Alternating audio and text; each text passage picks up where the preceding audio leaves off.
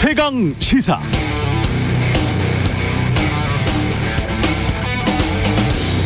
네, 어떤 신문사가 있었습니다. 땡땡 그룹에 대한 비판이 들어있는 기사를 썼어요. 특히 IT 업종을 주로 취재 보도하고 그 업계로부터 광고를 많이 받았던 이 신문사로서는 큰 용기가 필요했습니다. 보도 이후 어떻게 됐느냐, 이른바 광고 탄압이 들어왔습니다.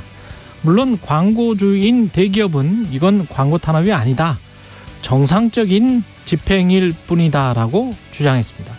자신들 비판했다고 광고 빼고 언론 자유 탄압한다, 언론사 길들이게 한다는 사회적 지탄은 또 듣기 싫었던 것이죠. 그러나 분명 명확한 의도가 있어 보였습니다. 회사 내부는 현실에 순응할 수밖에 없다는 쪽과 아니다, 그래도 언론의 독립 자유를 지켜야 한다는 쪽으로 분열됐습니다. 광고 탄압이 오래되자 현실 순응파가 자연스럽게 득세를 했고 편집국장은 갈렸습니다. 관련 기사를 보도했던 팀장, 기자 등은 환멸을 느끼고 그 회사를 떠났죠. 10여 년 전 실제 있었던 일인데요. 요즘 사내외 논란을 보면서 문득 이 신문사의 기자들이 떠오르네요. 네, 안녕하십니까. 6월 22일 세상에 이익이 되는 방송 최경련의 최강시사 출발합니다. 저는 KBS 최경련 기자고요. 최경련의 최강시사 유튜브로도 실시간 방송합니다. 문자 참여는 짧은 문자 50원, 기본자 100원이 드는 샵9730 콩어플 무료고요. KBS 1라디오 채널 정치경제 사회문화 등 다양한 명품 콘텐츠가 있습니다. 구독과 좋아요, 댓글 많이 부탁드립니다. 오늘 최강시사 국민의힘 윤상현 의원, 민주당 박용진 의원, 김용태, 장경태, 테타의 브라더스와 함께하는 젊은 토론 준비되어 있습니다.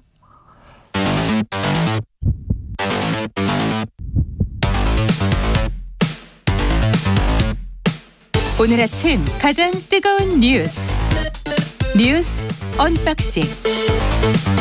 자, 뉴스 언박싱 시작하겠습니다. 민동기 기자, 김연아 평론가 나와 있습니다. 안녕하십니까? 안녕하십니까? 예, 정부가 공교육 경쟁력 제고 방안을 발표했습니다. 공교육 경쟁력을 높이기 위해서 자율형 사립고, 외국어고, 국제고를 존치하기로 했습니다. 자사고, 외고, 국제고를 이번 방안에서 존치하기로 이제 교육부가 공식화했는데요. 예. 고등학교 유형 단순화로 공교육의 다양성과 교육 선택권이 제한되고 있다, 이런 이유를 들었고요. 올해 말까지 관련 시행령을 개정을 하기로 했습니다. 그리고 기존 외고와 국제고가 만약에 희망을 하면 국제 외국어 고등학교로 전환을 해서 두 교육 과정을 함께 운영할 수 있도록 할 방침입니다. 그런데 지금 자사, 외고, 국제고 같은 경우에는 그동안 사교육을 유발하는 요인이다, 이렇게 지적을 그렇죠. 받아왔었는데 네. 정부의 사교육 비용 경감 기조와 충돌할 수밖에 없다라는 그런 반론도 좀 제기가 되고 있습니다. 또 학생들의 기초학력을 책임지기 위해서 초등학교 3학년하고요, 중학교 1학년을 맞춤 학습을 지원하겠다라고 밝혔는데 현재 학교나 학생이 자율적으로 학업 성취도 평가에 참여를 하고 있거든요. 그런데 지금 교육부 방침은 초등학교 3학년하고 중학교 1학년은 전체 학생이 참여하도록 시도교육청에 적극적으로 권고한다는 건데요. 전수 참여 여부는 이게 시도교육감이 결정을 하지만 교육부가 시도교육청에 대한 평가도 하고요, 학습 지원 담당 교원 배정에 이걸 반영하기로 했거든요. 이렇게 되면 사실상 대부분의 교육청이 전수평가를 실시할 수밖에 없는 그런 상황입니다. 그래서 일각에서는 자율평가가 아니라 전수평가가 되는 데다가 공개 범위도 굉장히 크기 때문에 과거 그 일제고사 있지 않습니까? 예. 그 일제고사가 사실상 부활하는 것이다라는 지적도 나오고 있습니다. 지금 이제 이 일련의 이제 대책은 이주호 부총리가 이 얘기한 한마디에 사실은 뭐랄까요, 어떤 철학적 배경이 다 이제 드러난다고 봅니다. 획일적 평등주의에 기반을 둔 교육 정책으로 공교육 질은 전반적으로 하락했다, 이렇게 얘기를 했는데, 획일적 평등주의였다. 그렇죠. 그러니까 뒤집어 얘기하면 이제 획일적 평등주의 하지 말고 경쟁을 강화해서 이 정말 공부 잘하고 능력 있는 학생은 더 좋은 학교, 더 어떤 높은 어떤 단위에 있는 그러한 어떤 이 교육을 받게 하고, 그렇지 않은 학생들은 또 거기에 맞는 교육을 받게 하자, 뭐 이런 취지잖아요, 지금. 예. 그래서 이런 것하고 이런 이제 철학적 배경이 있는 것으로 보이고, 이 철학적 배경을 이제 전제하면은 나름대로 일관성 있는 얘기인 것 같아요. 다만 그러면 그러한 일관성과 지금 말씀하신 사교육비를 경감하겠다라고 하는 최근에 이 정부의 어떤 스탠스하고는 충돌합니다. 왜냐하면은 지금 외국어고 국제고 이걸 국제 외국어고로 사실상 통합을 하고 전국 단위 자사고 뭐 이런 것들도 다 이제 유지를 하고 이렇게 되면은 당연히 중학생 시절부터 이 자사고라든가 이런 좋은 학교 가려고 하는 경쟁이 강화되는 것이고 그 경쟁이 똑같은 교육을 받아야 되는 중학교라는 공교육 내에서 해소가 안 될 거 아닙니까? 그럼 당연히 그때부터 사교육 받는 것이고 이런 이제 결과가 이어지는 것이고 실제로 사실은 대학 들어가서도 사교육 받아요. 그렇죠. 대학 들어가서도 사교육 엄청 받거든요. 토익, 토플 학원 다니고 거의 심지어는 영교과, 영어 교육과를 다니는 학생들도 그 학원에 다닙니다. 영어 학원에 다녀요. 학원 안 다니는 아마 대학생들 찾아보기 어려울 예. 걸요. 그러니까 대학에 가서도 이제 힘들고 지금 이제 인터넷 검색창에 자율형 사립고 이름하고 내신 이렇게 같이 검색을 하면은 입시학원 광고들이 쭉 나온다는 거예요. 오늘 언론 보도를 보면. 그러니까 이미 이런 시장이 형성이 되어 있는 상황에 오히려 이런 이 입시를 결국은 입시까지 겨냥한 이러한 일련의 아주 어렸을 때부터 사교육을 받아야만 하는 그런 환경을 오히려 만들고 있는 거 아니냐 이런 비판이 이제 제기가 될 것 같고 그리고 고교 학점제 도입에 대해서도 고교 학점제라는 이 제도 자체만 놓고 보면 좋은 제도일 수 있습니다. 고등학생일 때부터 자기가 좀 관심 있는 그리고 자기가 좀 적성이 있다고 생각하는 분야의 수업 위주로 듣고 그걸 통해서 예를 들면 뭐 좀 이 자기 전공을 찾는다든지 뭐 이런 것들이 가능하다면 할 수 있는데 이게 지금 우리의 이 대입 이 구조 대학 입시 구조와 결합을 하게 되면은 또 다른 문제가 발생할 수 있다라는 이 보도와 지적이 있어요. 예를 들면 한국일보는 사설에서 이렇게 썼는데 지금 이제 1학년에 해당하는 공통 이 과목들은 상대평가하고 2, 3학년 가서 이제 선택하게 되는 건 절대평가를 하게 되면은 결과가 너무 뻔하다 이렇게 얘기를 하고 있습니다. 그러니까 대입 내신에서 고1 상대평가 결과가 절대적인 영향력을 갖는 기형적인 구조를 낳을 것이다. 결국 고1 학생들이 극단적인 사교육 경쟁에 노출되고 여기서 밀려난 학생들은 2학년부터 수능에 매달리는 파행이 일지 않겠는가. 그러면 창의적이고 융합적인 인재 양성을 꾀한다는 고교 학점제 취지와 맞지 않게 된다. 이런 지적이 있는 거거든요. 그러니까 이게 우리 지금의 이런 입시 제도와 환경을 그냥 놓아둔 채로 이런 좋은 제도 저런 좋은 제도를 막 갖다 붙인다고 하더라도 결국은 깔때기처럼 입시 경쟁으로 이제 갈 수밖에 없는 그런 구조 속에서 이러한 대책들이 실효성이 있겠는가 이런 의문도 지금 제기가 되는 거예요. 그래서 이런 부분에 있어서 보완을 하든지 아니면 방향을 한번 재설정해 보든지 이런 것들이 필요할 것 같고요. 다만 예를 들면 지금 공교육 이 시스템에서 학생들이 학력이 저하됐다라고 하는 건 일정 부분 근거는 있어 보여요. 근데 그게 이제 획일적 평등주의냐는 한 번 더 판단해 봐야 되는 게 이 평가 기준의 문제도 있고 예를 들면 전수 평가할 때는 다 학교별로 성적 올리려고 경쟁 붙어가지고 이 보충 수업 시키거나 이 성적이 낮은 학생 결석 처리하거나 뭐 이런 일도 있었는데 표준 평가에서는 그런 것들이 없다. 그래서 이제 경향적으로 더 학력이 낮게 나온다 이런 지적도 있지만 중간에 또 코로나19 기간이 있지 않았습니까? 코로나19 때 수업을 어떻게 했느냐 이런 것들도 한번 생각을 해서 정확한 현황 파악과 거기에 맞는 대책이 필요한 것이 아닐까 그런 생각을 했습니다. 제시아 님이 저는 코로나 이후 학력 하향세가 심각하기 때문에 정부의 공교육 경쟁력 제고 방안은 긍정적으로 평가합니다. 제시아 님의 의견이신데 저도 제시아 님의 의견에 동의합니다. 그리고 이주호 부총리가 내놓은 공교육 강화 대책 중요하고 그나마 조금 뭐랄까요 총체적으로 통합적으로 조금씩 말을 하고 있고 그다음에 그런 정책 방향을 제시하고 있는 것 같아서 반가운데 이게 왜 이 논의가 처음에 시작되냐면 그 수능을 어떻게 내라 대통령이 갑작스런 이 발언 때문에 이게 촉발됐잖아요. 그러니까 이걸 처음부터 왜 이주호 부총리가 지금 하는 공교육 강화 대책입니다. 정부가 내놓는 공교육 강화 대책은 이런 건데요. 앞으로 이렇게 할 것 같습니다. 이렇게 말했으면 아무런 사회적 논란이 없을 것 같거든요. 저는. 그러니까 저도 비슷한. 그러면서 그냥 이야기하면 되는 거 아니에요? 그러니까 이게 꼭 올해 수능에만 할 필요는 없는 거고요. 그러니까. 충분한 논의 과정을 거쳐야 된다는데 전폭적으로 동의를 하고 이게 결국에는 목적은 사교육을 경감시키겠다는 거 아닙니까? 근데 지금 현장에서는 무슨 지금 부작용이 나타나냐면 수능에 이제 이른바 킬러 문항을 배제하겠다라고 하니까 대치동이라든가 이런 학원가에서는 준 킬러 문항 공청회가 지금 열리고 있다고 하거든요. 학생하고 학부모 대상으로 벌써 열렸다라고 합니다. 정말 빨라요. 그러니까 정말 그렇게 빠르게 움직이고 있거든요.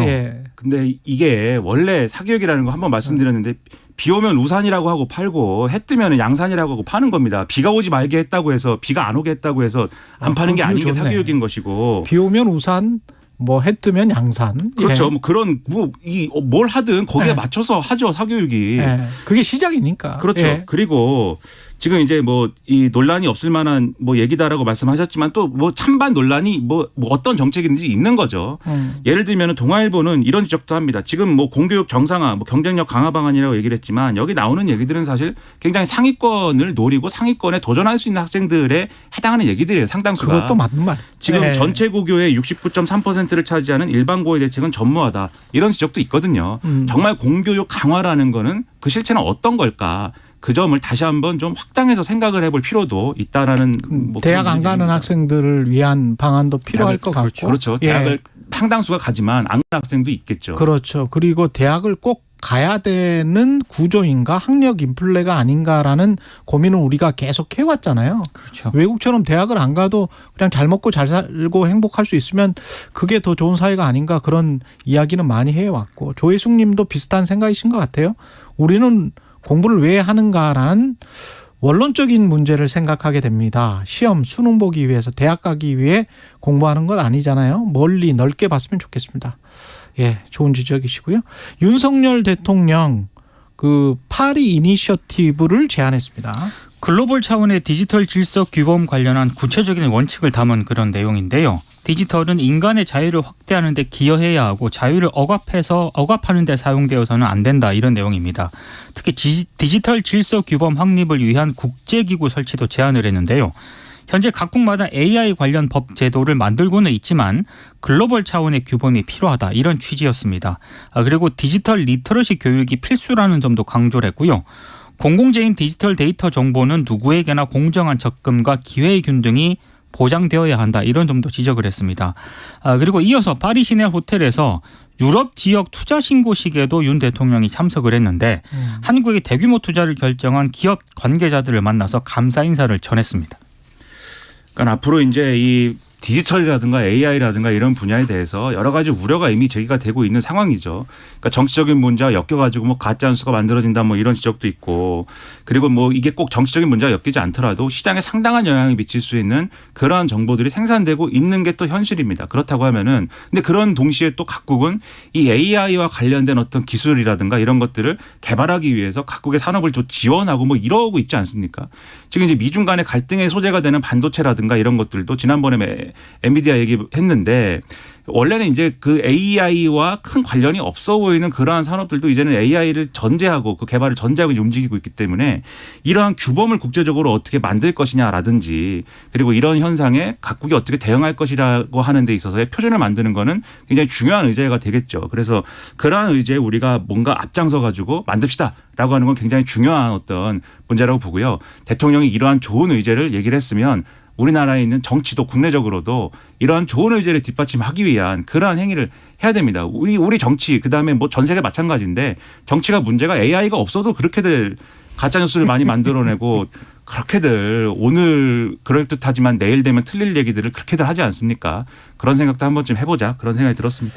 성주 사드 기지 환경 영향 평가 완료했는데 뭐 인체에 미치는 영향 미미하다 이렇게 결론 나왔습니다. 그러니까 환경부는 지역 주민이 가장 우려하는 전자파와 관련해서요. 측정 최대값이 인체 보호 기준의 0.2% 수준이다. 그래서 인체라든가 주변 환경에 미치는 영향은 미미한 것으로 판단된다. 이런 입장을 밝혔습니다. 그래서 이제 앞으로 장병들이 기지 내에서 정상적으로 생활할 수 있도록 정수시설이라든가 하수처리시설을 확충을 하고요. 전기를 설치하는 작업 등이 진행이 될 예정입니다. 그리고 주한미군은 연내 기지 설계를 끝내고 내년 착공할 것으로 보이는데 지금 임시 배치가 돼 있잖아요. 무기체계가. 그래서 정상 작전 배치 상태로 또 전환이 될 것으로 보입니다. 근데 지역 주민들과 환경단체 등 계속 반발을 하고 있는데요. 특히 졸속이다 이런 점을 지적을 하고 있습니다.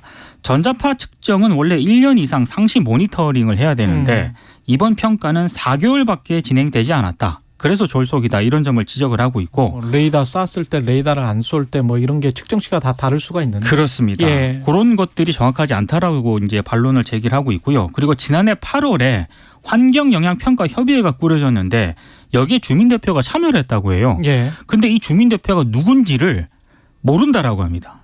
주민들이? 예. 그래서 대표성이 없다라고 반박을 하고 있고 또 하나는 오늘 경향신문이 보도한 내용인데 사드 기지에서 가까운 노곡리라는 곳이 있거든요. 예. 근데 이 노곡리에서 암 환자가 12명이 발생을 했는데 7명이 사망을 했다고 해요. 근데 여기 전체 주민이 100명밖에 안 되거든요. 100명인데. 네. 그러니까 이게 정상이냐 이렇게 지금 반론을 제기를 하고 있습니다. 그러니까 주민들이 가지는 어떤 불안감이나 이런 것들은 실제를 하는 겁니다. 다만 과학적으로 우리가 측정했을 때 이러한 이제 문제와 연관이 없고 정말 건강에 미치는 영향이 없다라고 하면 그걸 또 잘 설득할 수 있는 것도 정부의 어떤 정치력이랄까요, 통치력이랄까요, 거기에 해당하는 것이겠죠. 그래서 그러한 문제가 없도록 더 잘 설득해 주길 바라고 그런데 그 설득 과정에 가장 뭐랄까요, 안 좋은 게 주민들의 그러한 우려를 괴담이다, 괴담에 속았다, 괴담 때문에 우리나라 망가진다. 그러니까 이 사드 논란이 있을 때 제가 볼 때는 그 당시에 예를 들면 뭐 이 정치 세력들 지금의 민주당이랄지 이런 소속 의원들이 과도한 주장을 한 게 분명히 있습니다. 제가 볼 때는. 그리고 그 당시에 이 언론도 이 찬반 논란을 통해서 과도한 얘기한 것들이 있는데 근데 주민들이 그거 하나 믿고 그러한 주장 하나 때문에 여기까지 왔겠는가 이걸 생각을 해봐야 돼요. 그동안에 이 사드 배치를 하는 과정에 이 정부하고 그 주민들하고 직접적인 충돌이 계속 있어 왔지 않습니까? 그 주민들이 그러면 이런 결과 지금 말씀하신 대로 여러 가지 의심이 남아있는 상태에서 결과만 갖고 뭐 설득한다고 설득이 되는 건 아니지 않습니까? 그러니까 투명하게 과정을 정보를 공개를 더 했다면 그렇죠. 주민들과 소통이 제대로 될 수 있었을 텐데 그런 아쉬움이 있다 그런 말씀이죠. 지금도 그래서 그러한 일들을 추가로 해야 된다는 거고요. 네. 그다음에 이 사드 그러면 이제부터는 이제 정상적으로 이제 작전 범위에 들어가게 되는 그러한 것이 되는데 중국이 시비 걸기 딱 좋은 얘기가 그렇죠. 또 되죠. 거기에 대한 외교안보적인 대응 그리고 전략 이런 것들도 차질 없이 준비가 되고 있어야 되겠다 이런 생각입니다. 그리고 이태원 참사 특별법 패스트 트랙을 추진하기로 했습니다. 그러니까 민주당과 정의당 등 야권이 이제 예. 30일 국회 본회의에서 이 패스트 트랙으로 지정을 하기로 했는데요. 만약에 이 특별법이 신속 처리 안건으로 지정이 되면 22대 총선 직전인 내년 3월 본회의에서 표결에 붙여지게 됩니다. 지금 이태원 참사 유가족들이 지난 20일부터 국회 앞에서 특별법 제정을 촉구하면서 단식 농성에 들어갔거든요. 그래서 아무래도 이제 야당이 서둘러서 입법에 나선 것으로 보이는데 정의당도 6월 임시국회를 넘겨서는 안 된다는 입장이기 때문에 예. 지금 동참 의사를 밝힌 그런 상황입니다. 뭐 특별법은 야권 의원 183명이 이름을 올렸고요. 진상규명과 희생자 추모, 유족 지원 이런 내용을 뼈대로 하고 있습니다. 법안이 만약에 통과가 되면 국회 추천을 받은 위원 17명으로 꾸려진 특별조사위원회가 이제 진상규명이라든가 재발방지 대책 마련 등에 나서게 되는데 183명이면은 통과는 되겠네요. 그렇습니다. 그래서 네. 이제 무난히 통과가 될 것으로 보이는데 윤재욱 국민의힘 원내대표가 이제 기자들이 입장을 물었거든요. 우선은 국회 상임위원회 차원에서 대응을 하고 당 원내 지도부끼리도 협의해 보겠다 이런 입장을 밝혔습니다. 지금 이 법을 이제 패스트트랙 지정한 거는 총선 전에 처리하자라는 의미입니다. 그렇죠. 그리고 그 논의 과정에서 국민의힘과 잘 협의가 되면 당연히 법안의 내용도 바뀔 수 있는 거예요. 그렇기 때문에 무조건 밀어붙이지 마라 뭐 이 얘기도 할 수 있겠지만 그것 이상의 어떤 합의를 이뤄내는 게 필요할 것 같고 왜냐하면 지금 이 정치권과 또 정부가 이태원 참사 이후에 해야 될 일을 정확히 하고 진상을 규명할 수 있는 여러 가지들을 잘 했으면 또 다른 얘기할 수 있겠지만 그렇지 않았습니다. 책임을 물어야 될 때 잘 묻지 못했고 수사가 제대로 진행됐느냐라고 하면은 아직도 그게 뭔가 풀리지 않은 것들이 있는 것 같고 이런 느낌들이 있거든요. 그리고 어디까지 과연 수사가 윗선까지 올라갔느냐에 대해서도 지금 의문이 있는 거 아니겠습니까? 용산구청장은 보석으로 놔버리고 이런 환경들이 있다 보니까 유족들이 여기에 대해서 어떤 의구심이랄까요? 기대에 미치지 못한다는 감각일까요? 그런 걸 갖고 있기 때문에 단식 농성하는 거지 않습니까? 그런 점까지 감안해서 정치권이 생산적인 결론을 낼 수 있도록 여당도 노력을 해줬으면 하는 바람입니다. 그리고 마지막으로 양해동 씨 분신했었던 건설 노동자죠. 연결식이 열렸습니다. 어제 열렸고요. 사망한 지 50일 만입니다. 어제 이제 그 형이 연단에 올라서 이런 얘기를 했습니다. 동생의 죽음을 두고 석연치 않은 부분이 있다고 원희룡 국토부 장관이 얘기를 할 때 유가족 가슴은 찢어지는 심정이었다. 이렇게 얘기를 했고요.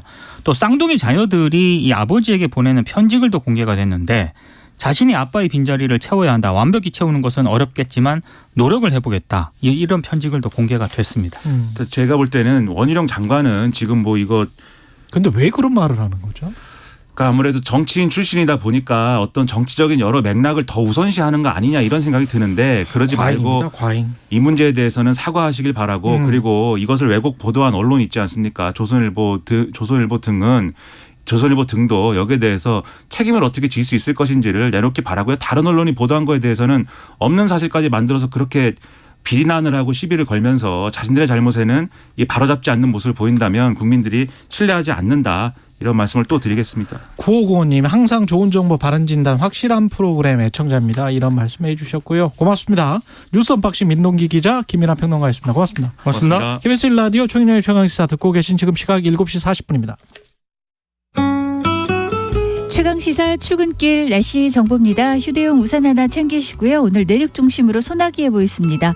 아침까지 경기 남부나 강원, 충청, 경북에 약간의 비가 지나고 그 밖에 중부와 전라권은 빗방울이 떨어지다가 오전부터 밤 사이 서울 등 중부와 전북, 경북에 5에서 40mm의 요란한 소나기가 지나겠습니다. 오늘 아침 선선하고요. 낮 기온은 서울, 강릉, 제주 27, 순천, 대구 30도 등으로 경상권이나 전남권 내륙은 30도 내외의 기온 예상되고요. 내일과 모레는 서울이 31도로 오늘보다 4도나 더 오르겠고요. 광주는 내일 33도까지 오르는 등 다시금 내일부터 더 더워지겠습니다. 미세먼지 농도 깨끗하겠고요. 오존 농도 오후 들어 남부와 제주가 나쁩니다. 다가오는 일요일부터 제주 남쪽 해상에서 북상하는 정체전선의 영향으로 제주와 전남, 경남에 장맛비가 시작될 가능성이 있고요. 월요일과 화요일은 전국에 장맛비 예보가 들어 있습니다. 지금 서울 기온 20도입니다. 최경영의 최강시사 출근길 날씨 정보 최영우였습니다. 계속해서 이 시각 교통 상황 KBS 교통정보센터 이승미 씨가 정리해드립니다. 네, 이 시각 교통 상황입니다. 분당서로 청담대교 방향으로 복정에서 탄천 1교까지 밀리고 있는데요. 복정에서 사고 있었습니다. 처리 작업 조금 전에 끝났고요. 동부간선도로 성수 방향으로 도봉지하차도에서 월계 1교까지 사고 영향이 남아서 밀립니다. 이후로는 원릉분기점에서 성동교까지 정체되고요. 수도권 제일순환고속도로 판교에서 일산 쪽으로 장수에서 사고 처리하고 있어서 주의하셔야겠고요. 정체는 소래터널에서 송내까지입니다. KBS 교통정보센터였습니다. 오늘 하루 이슈의 중심. 당신의 아침을 책임지는 직격 인터뷰. 여러분은 지금 KBS 1라디오 최경영의 최강시사와 함께하고 계십니다.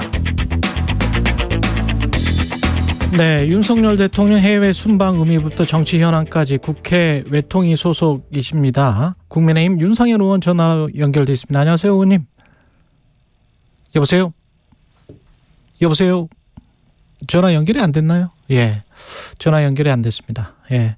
부산 엑스포 유치를 위해서 영업 PT도 했고요. 그제 윤석열 대통령 총력전을 펼치고 있는데 관련해서 윤상현 의원은 어떻게 봤는지, 그리고 오늘은 또 베트남 국빈 방문 예정입니다. 그래서 이런 문제도 좀 살펴봐야 되겠고요. 미중 관계 또 지금 우리의 예상대로 가고 있는 건지, 예, 그런 것도 좀 궁금합니다.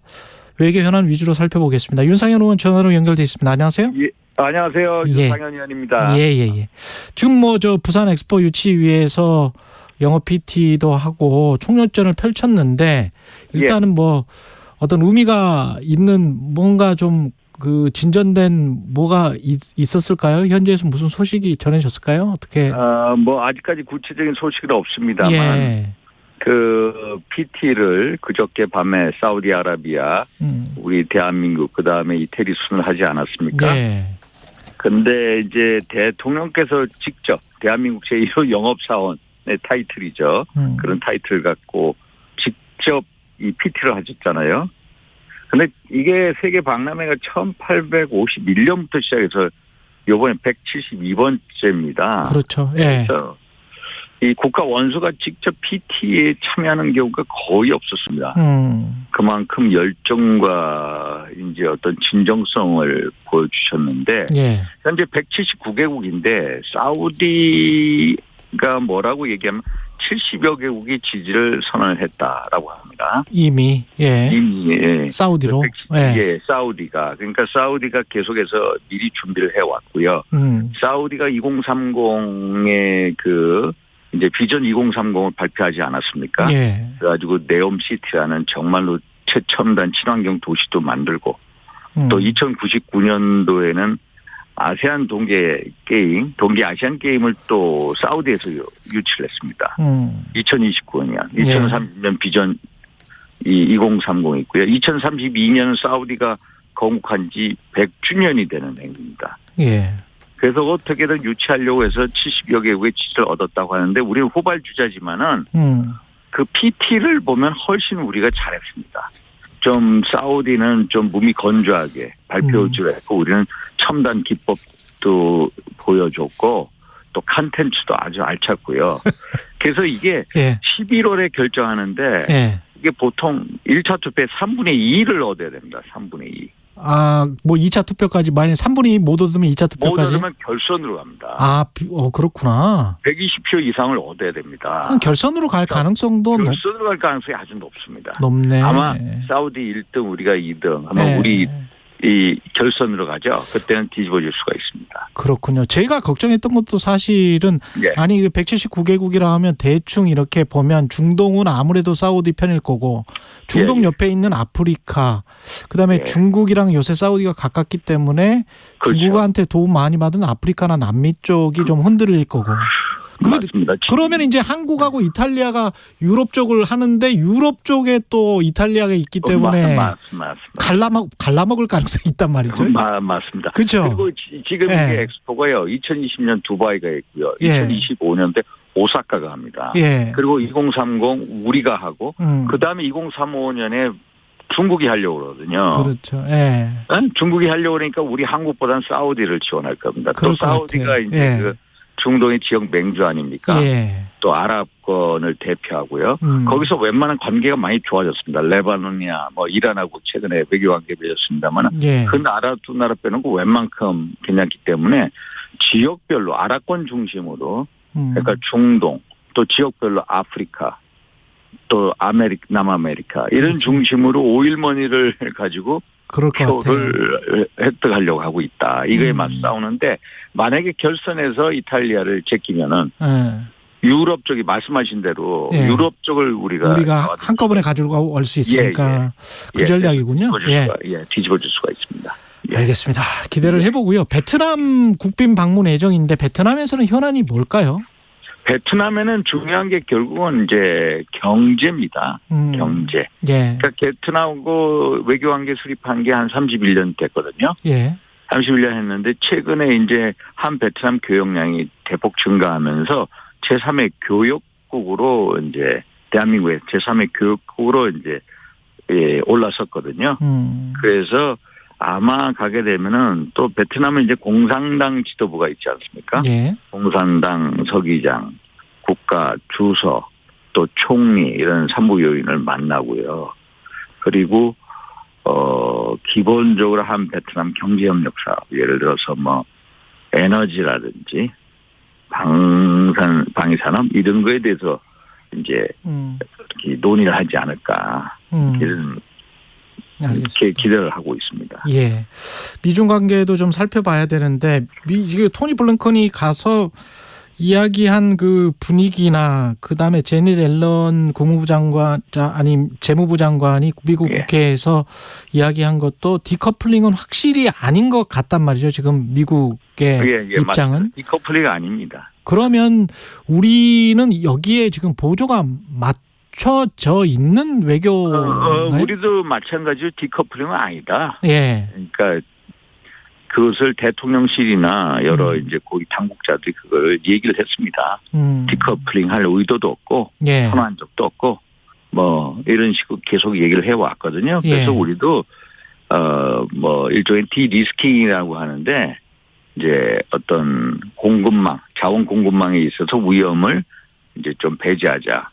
소위 말해서 이 중국에 대해서 너무 의존적으로 가지 말자. 예. 이런 전략을 가지고 있습니다. 중국이 어떻게 나올까요? 만약에 중국이 걱정되는 거는 중국이 미국과는 뭐 어느 정도 화해를 하고 우리를 뭐 약간 좀 밉보는 듯한 뭐 이런 양상으로 가는 거가 이제 사실 좀 그렇잖아요. 가장 두려운 시나리오잖아요.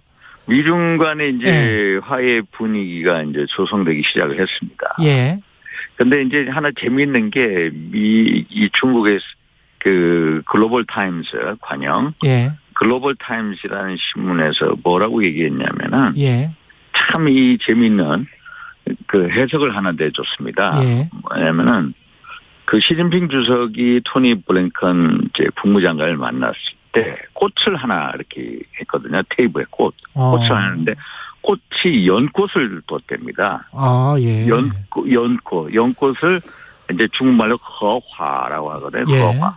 그 허라는 게 우리가 중국하고의 평화를 화평이라고 하거든요. 아. 허하고 그렇군요. 똑같습니다. 예, 예. 그러니까 화합하겠다. 예. 그러니까 중국 입장에서도 미국하고 서로 관계 증진하겠다는 의사표시를 했다. 예. 결국 시진핑 주석이 진전이 있다. 진전이 있었고 아주 매우 좋은 일이다까지 얘기를 했습니다. 상징적으로 그렇게 했군요. 예, 미국과 중국 간의 이제 관계 개선의 돌파구를 여는 건 사실입니다.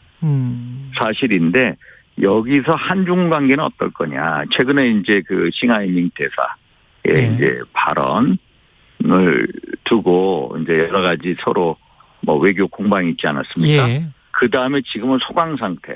제가 주장했던 게 소강 상태로 가서 물밑 접촉을 통해서 한중 간의 전략급 대화를 빨리 가져야 된다. 이런 식으로 제시를 했거든요. 예. 사실 그 다음 달에 그 ARF가 열립니다. 그래서 박진 장관이 친강 외교부장 아마 만날 예정이거든요. 예. 그래서 미중 간의 관계 개선이 되면서 중국 입장에서 오히려 대한민국을 좀 왕따시키겠다 이런 전략을 가질 수도 있습니다. 말씀하신 대로. 그러니까요. 예, 그게 걱정이더라고요. 예, 그러니까 얘네들은 무슨 생각하면 항상 교훈을 주겠다. 이 대국주의, 중화주의의 어떤 외교 정책을 가지고 있습니다. 예.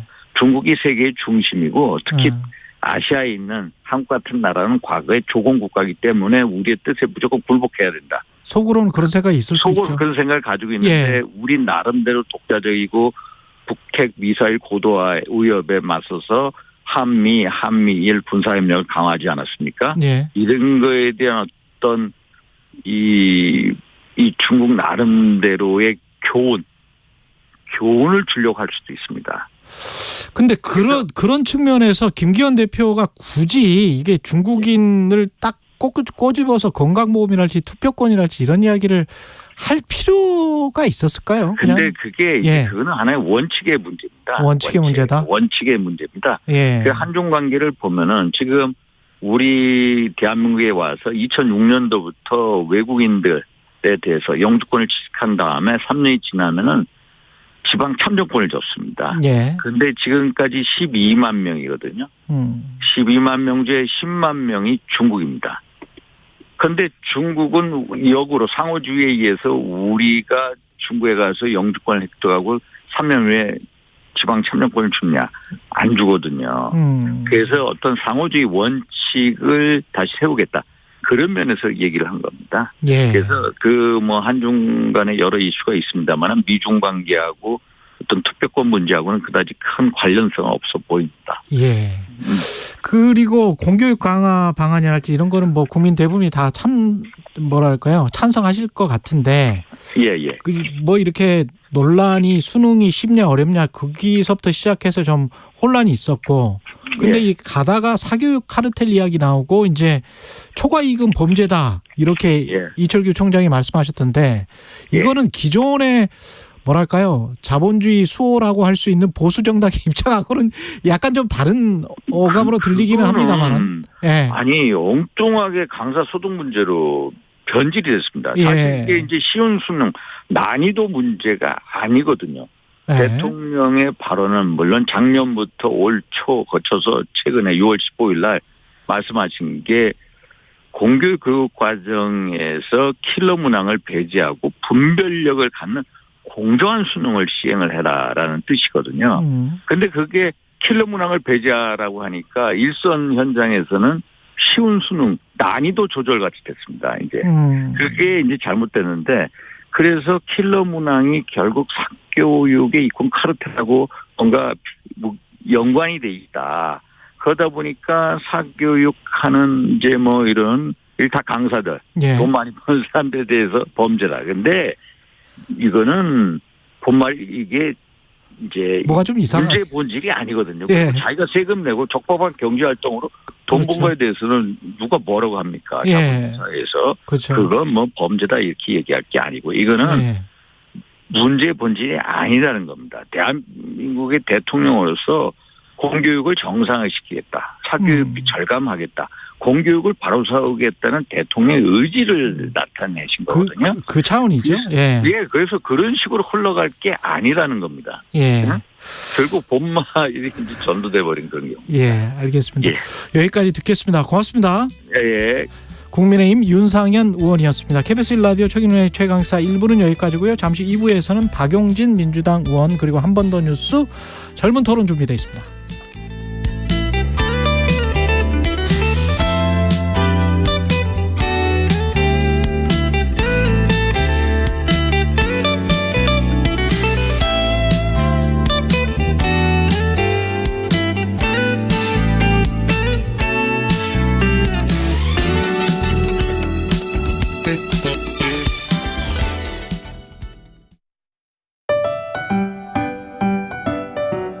(2023) KBS 1라디오 연중기획 낮은 목소리 당신의 목소리를 들려주세요. 예, 안녕하세요. 저는 중공업에서 근무하는 윤상수라고 합니다. 40년 중에 30년을 크레인에 일을 했습니다. 지퍼 크레인, 그 장비 350톤을 운전하는데 부록 탑재도 하고 뭐 일반 장비 그리고 자재 이런 것을 탑재를 주 업무를 하고 있습니다. 제가 입사해가지고 크레인 관련된 일을 하시는 분들이 가장 부러웠거든요. 무조건 해야 되겠다 생각해가지고 그래서 제가 뭐 자격증 따로 뭐 부산까지 가고 그렇게 해가지고 꿈을 이뤘는데 근데 이제 조선사업이 그 이전에는 수주가 너무 안 돼가지고 4년 동안 구조조정을 했거든요. 제 옆에 있는 그 동료들이나 뭐 선배 이런 분들이 안타깝게도 제 곁을 다 떠나갔거든요. 정말 그 안타까운 그런 그 현실을 느꼈는데 주거 수주가 갑자기 많이 되다 보니까 인력이 부족해가지고 공정이 뭐 지연되는 사례가 많은데 그 40년 몸담으면서 참 안타깝거든요. 지금까지 그런 현상이 없었는데 그리고 뭐 국가적으로도 보면 손실이고 한데 미래지향적으로 꿈을 가지시고 많이 지원해 주셔가지고 국가 산업 발전에 조그마한 힘이 돼 주기를 진심으로 기원하고 바랍니다. 그래서 저도 이제 뭐 회사 40년 다니니까 사고 없이 정년퇴직까지 잘 마무리하는 게 저한테는 가장 소중한 목표고 희망입니다. 오늘 하루도 묵묵히 살아가는 당신의 이야기를 들어봅니다. KBS 1라디오 연중기획 낮은 목소리였습니다.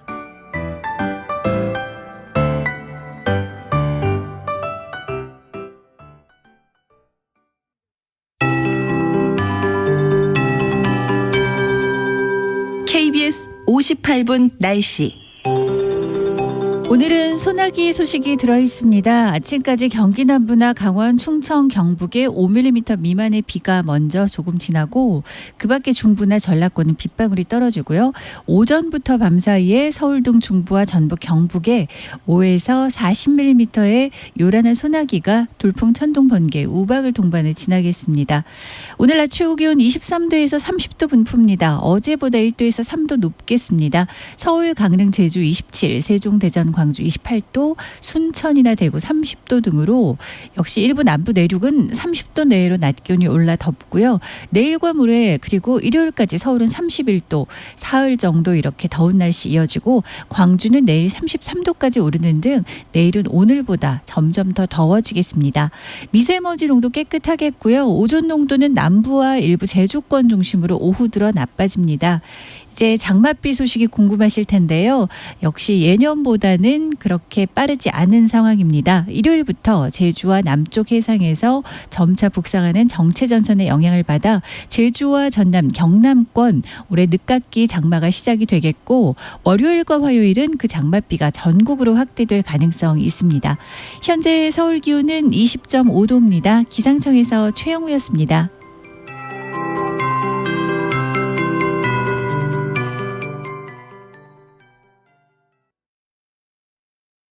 정성을 다하는 국민의 방송 KBS가 8시를 알려드립니다. AM 711kHz, FM 97.3MHz, KBS 1라디오입니다. HLKA.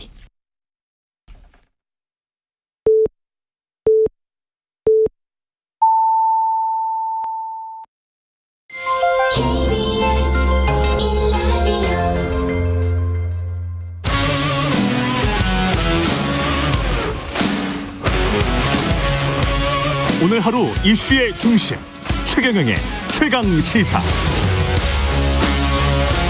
네, 최근 감사원이 공개한 전현희 국민권익위원장 감사 결과 보고서와 관련해서 절차적 문제가 제기되면서 논란이 계속되고 있습니다. 법사위 소속의 더불어민주당 박용진 의원 나와 계십니다. 안녕하십니까? 예, 오랜만에 뵙습니다. 오랜만에 뵀는데 그동안에 법사위로 가셨네요. 제가 주로 정무위원회, 예. 그래서 주로 경제 분야, 그렇죠. 재벌개혁 이쪽에 많이 있었고 한 2년 교육위원회 가 있었을 때 유치원 3법하고 그랬었는데 예. 이번에 처음으로 저도 처음이에요, 법사위는. 예. 법사위에 가서 제 바람은 이른바 법조 카르텔, 법조 기득권의 그 카르텔을 좀 깨는 데 역할을 해봐야 되겠다.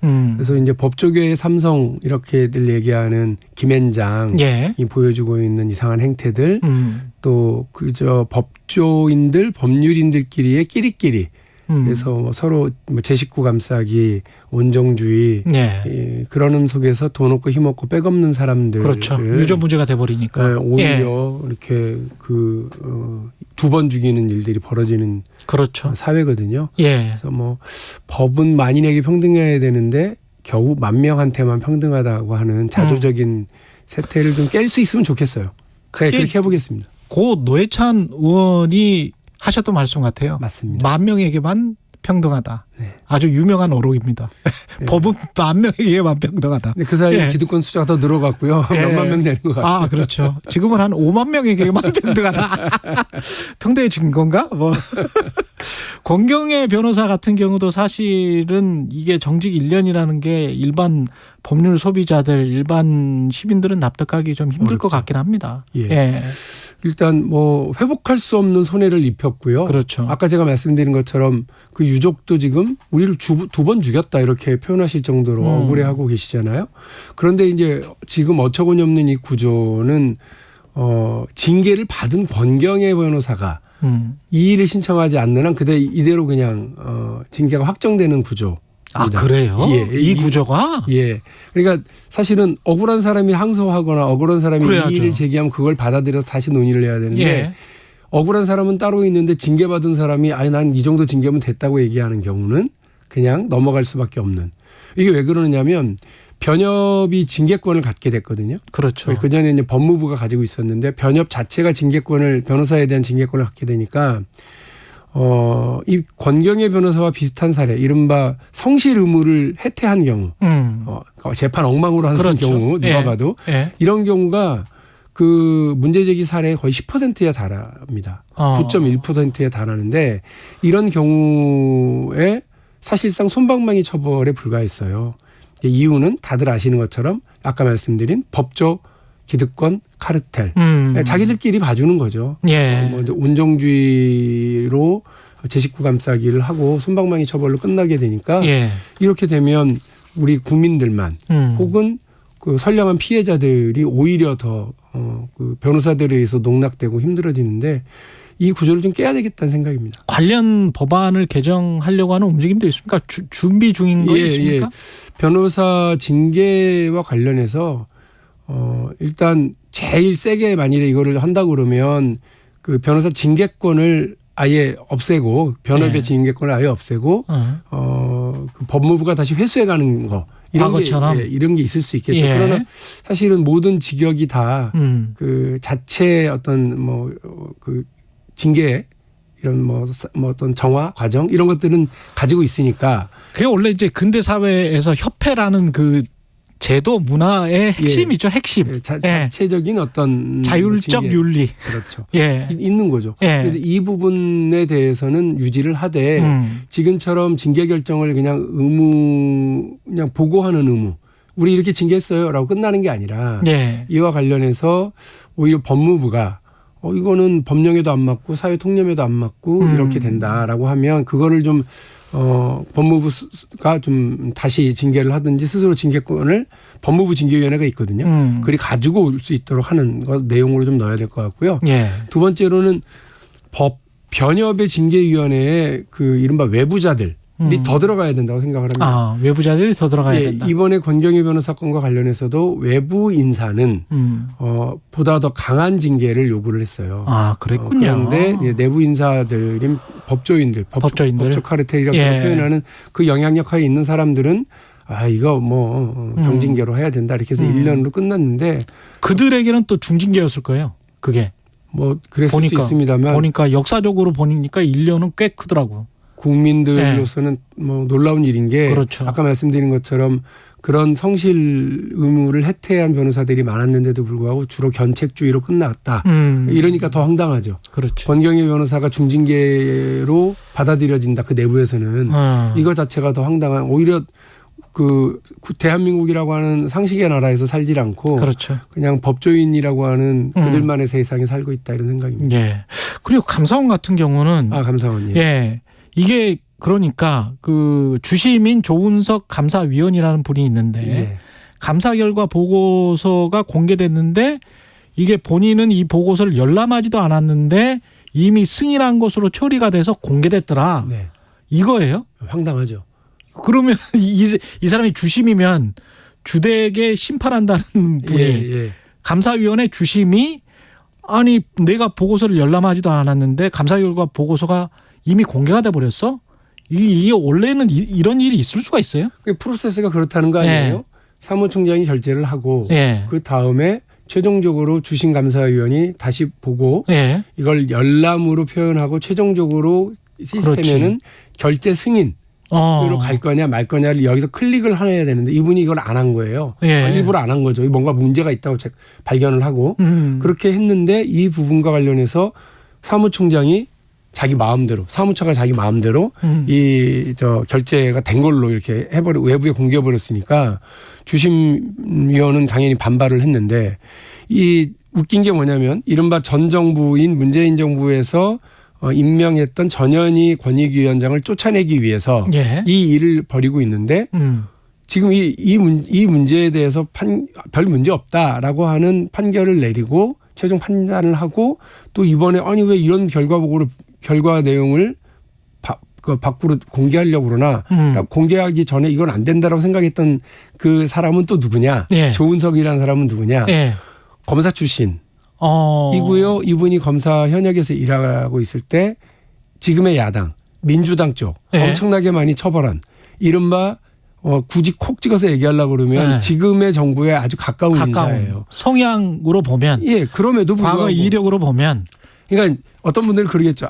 조은석 저 양반도 문재인 때 심어놓은 사람이구나. 혹은 문재인 정부의 알박기 인사인가 보다. 이렇게 오해들 하실 수 있을까 봐 제가 말씀을 드리는 거예요. 그러니까 기본적으로 법률과 제도를 알고 있는 사람은 이런 말도 안 되는 전횡을 눈 감고 볼 수는 없기 때문에 이거를 이제 발표를 한 건데 정말 심각한 문제인 거죠. 그러니까 국회에서 그러면 어떻게 이거 뭐가 왜 누가 어떻게 이런 이상한 절차를 실행을 했는지를 어떻게 밝힐 수 있습니까? 국회에서는?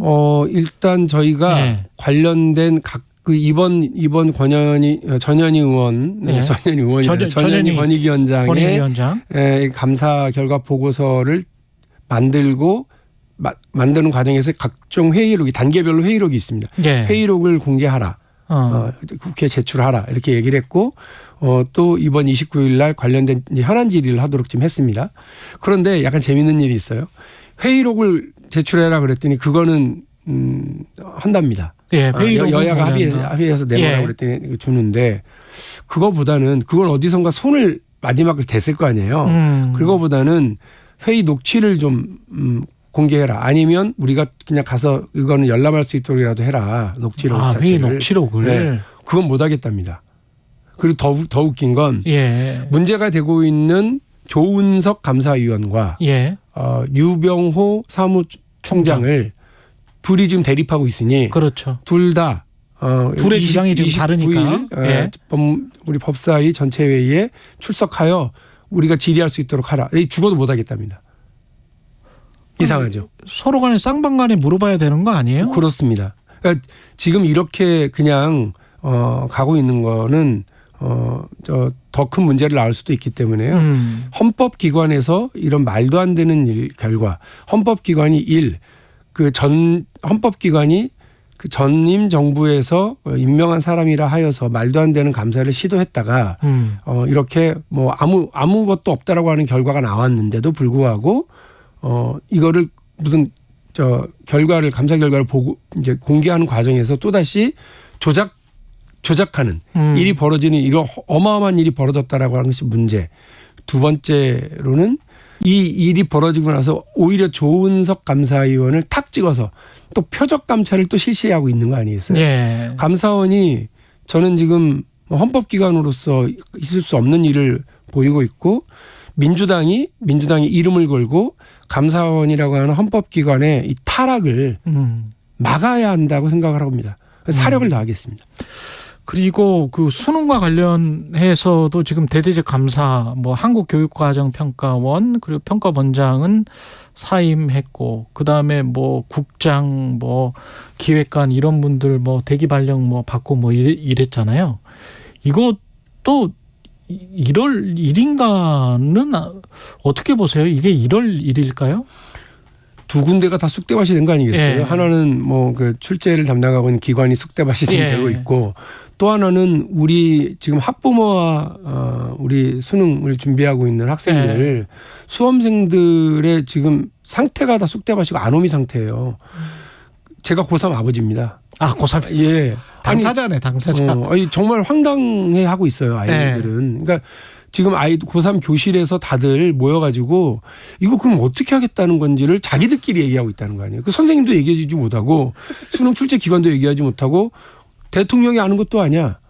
그 아무도 몰라요. 지금 이 일을 어떻게 수습할지에 대해서. 아니 근데 저는 좀 상식적으로 이해가 안 가는 게, 수능 출제 기관인 한국교육과정평가원을 감사를 하면 수능이 어떻게 그 적절하게 어떤 난이도가 조절이 되는 건지 그거를 잘 모르겠어요. 그것과 그게 연관이 있나? 수능 문제 출제와 관련된 지금의 논란도 논란이지만 대통령의 어이없는 그냥 종횡무진 전행 아니에요.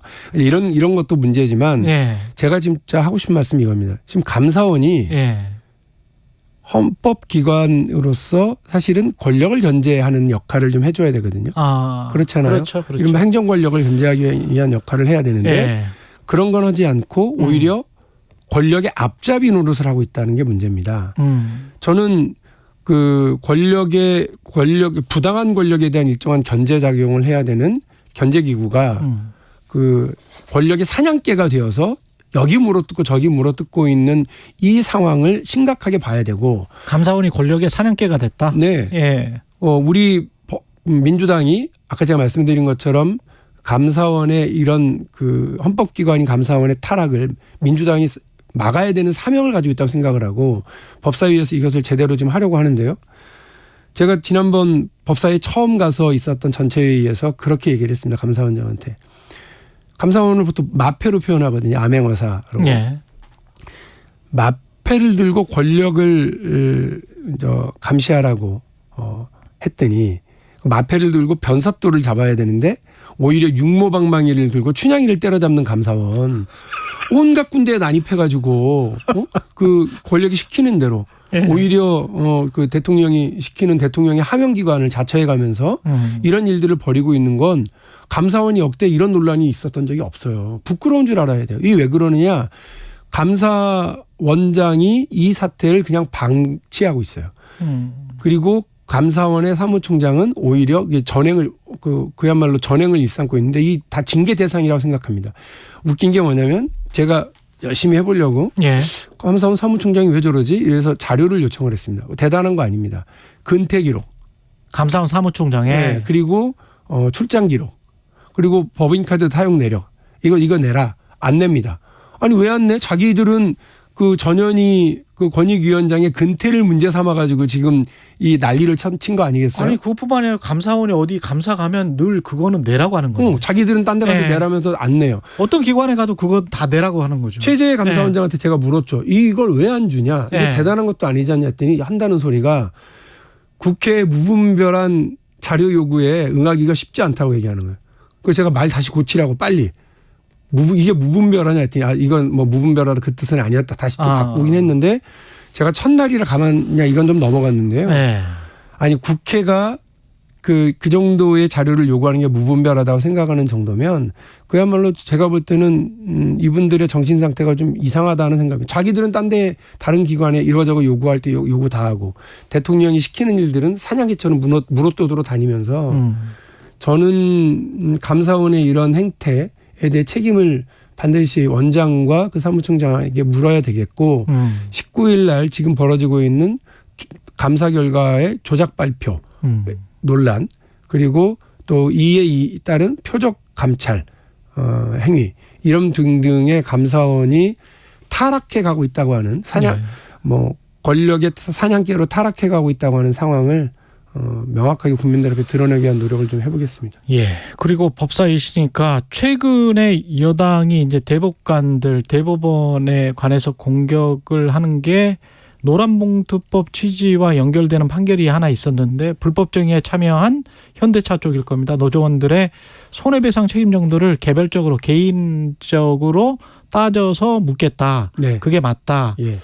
그렇게 하니까 이제 김기현 대표는 법관 자격이 없다. 가해자 피해자 구분조차 못한다. 뭐 이렇게 비판을 했는데 그러니까 이제 대법원이 법원 행정처장 명의로 이례적으로 입장문을 냈어요. 사법권 독립을 훼손할 수 있다.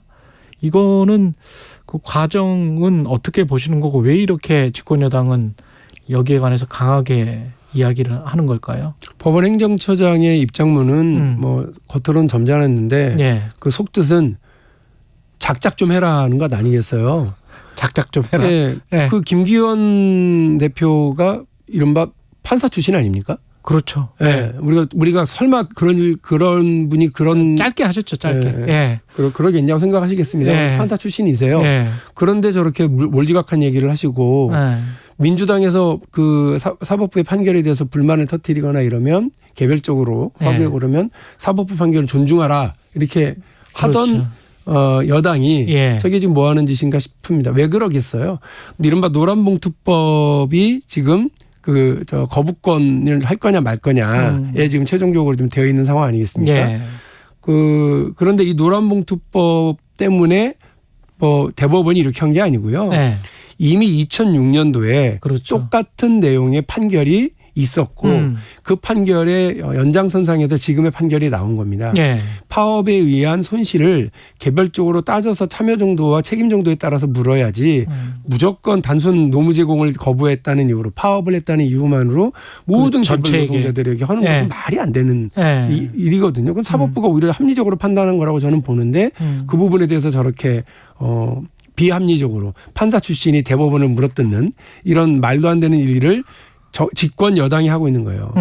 사회 전체의 안정성을 기해야 되는 집권 여당이 오히려 그 무슨 소수 그것도 국소수 야당이 해도 비판받아야 될 그런 행태를 보이니 대법원의 그 법원 행정처장이 작작 좀 해라 이렇게 한 것 아니겠습니까? 그 유의하셔야 될 문제라고 보고요. 아까도 말씀드렸습니다만 이런 문제가 다 어떻게 보면 법적 카르텔 자기들끼리만 하는 그런 게 좀 있고요. 그 법무부도 마찬가지예요. 아까 우리 그 변호사 징계권 관련해서 얘기를 했었는데 변호사 징계권과 관련해서 법무부가 감독권을 행사할 수 있습니다. 그런데 웃긴 건 그 변협이요. 변협이 로톡 다들 아시겠습니다만 이른바 그 변호사들의 정보를 제공하는 일종의 일종의 혁신이죠. 그런 기업이 혁신 기업이 나타나서 그걸 많은 한 2,400만 명의 이용자들이 있었었는데 지금은 거의 이게 좀 망하게 생겼어요. 그랬죠. 왜 그러냐면 로톡에 참여했던 변호사를 변협이 징계했기 때문에 그렇습니다. 자신들의 기득권을 지키기 위한 징계를 했는데 박범계 법무부 장관 시절에 징계 절차가 들어가면 반드시 이건 감독권 행사하겠다고 해서 했고 헌재도 로톡 손을 들어줬고 공정위도 로톡 손을 들어줬어요. 변협이 잘못하고 있다라고 하는 거예요. 그런데 지금은 로톡을 변호사들을 징계했는데 법무부가 아무런 활동을 안 합니다. 로통은 거의 망해버렸고. 네, 징계권을 관련해서 징계를 이번에는 로톡이 징계를 당했잖아요. 변호사들이. 그렇죠. 로톡에 참여한 변호사들이. 그러니까 징계를 받은 사람들이 이의를 신청해서 법무부가 이거를 판단하도록 돼 있어요. 결국 이익 지키기 아니냐. 그렇죠. 그러니까 한동훈 법무부 장관도 역시 마찬가지로 사법 카르텔의 한 구성원이 돼서 법적 카르텔의 이익을 옹호하는 기득권 집단으로 지금 전락해가고 있는 것 아니냐라고 하는 지금의 법무부에도 강력한 경고를 좀 보내겠습니다. 한 가지만 시간이 거의 다 됐는데 민주당 혁신은 잘 될 것 같습니까? 어떻게 보세요? 지켜봐야죠. 지켜봐야 된다. 이제 시작이니까요. 예. 여러 가지 우려도 있고 그런데요. 일단 혁신위원회가 대단한 건 아니에요. 그러니까 최고위원회가 당에 설치하는 하나의 특별 기구니까 특별 기구로서 당에 왜 연속적인 패배를 했는지 그리고 지금도 왜 국민들의 신뢰를 얻고 있지 못한지에 대해서 잘 진단하고 거기에 대한 해법을 좀 제시해 주는 조언을 해 주는 일종의 기구니까요. 그 기구가 그런 역할을 잘 해 주기를 기대합니다. 알겠습니다. 여기까지 듣겠습니다. 민주당 박용진 의원이었습니다. 고맙습니다. 네, 감사합니다.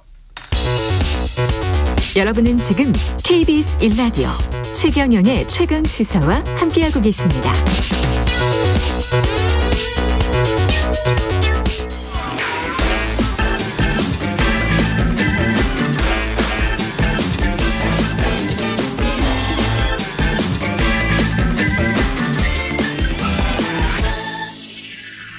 네, 한 번 더 뉴스 시간입니다. 오늘은 한국경제신문 최영창 기자와 함께하겠습니다. 안녕하십니까? 안녕하세요. 정유정 씨 원래 한 사람만 죽인 줄 알았더니 과외 강사를 54명이나 접촉했었어요? 예, 굉장히 많이 접촉한 것으로 어제 이제 밝혀졌는데요. 야, 이게 진짜 소름 끼치네. 네, 일단 지금 어제 기소가 됐습니다. 예. 네, 부산지검 전담 수사팀이 정유정을 이제 살인과 사체 손괴, 사체 유기 및 절도 혐의로 구속 기소했다고 밝혔습니다. 그러니까 지난 2일에 이제 경찰로부터 사건을 넘겨받아서 이 전담부 소속 3명의 검사가 이제 전담팀 꾸리고 계속 수사를 벌여왔는데요. 그러니까 시신 일부를 이제 여행용 가방에 담아서 이제 평소 자신이 산책하던 이 경남 양산 낙동강변에 인근 풀숲에 지금 유기했잖아요. 그리고 이 피해자를 물색하려고 아까 말씀하신 것처럼 무려 54명의 과외 강사를 이렇게 접촉을 해서 혹시 혼자 사냐고 이렇게 문자를 보낸 것으로 지금 알려졌어요. 그런 전문 어플리케이션으로. 그래서 지금 너무 충격을 좀 또 주고 있습니다. 아유, 소름 끼치네요. 예. 범행 동기도 공개됐습니다. 예, 검찰은 일단 기소를 하면서 정 씨의 범행 동기로 어린 시절부터 쌓인 분노 그리고 사이코패스적 성격 이렇게 좀 규정을 했습니다. 정 씨가 범행을 한 데에는 어린 시절부터 쌓인 분노가 영향을 미쳤다고 검찰은 분석을 한 건데요. 이 불우한 성장 과정 그리고 가족과의 불화, 대학 진학이나 취업 실패가 이 분노로 계속 쌓였다는 거예요.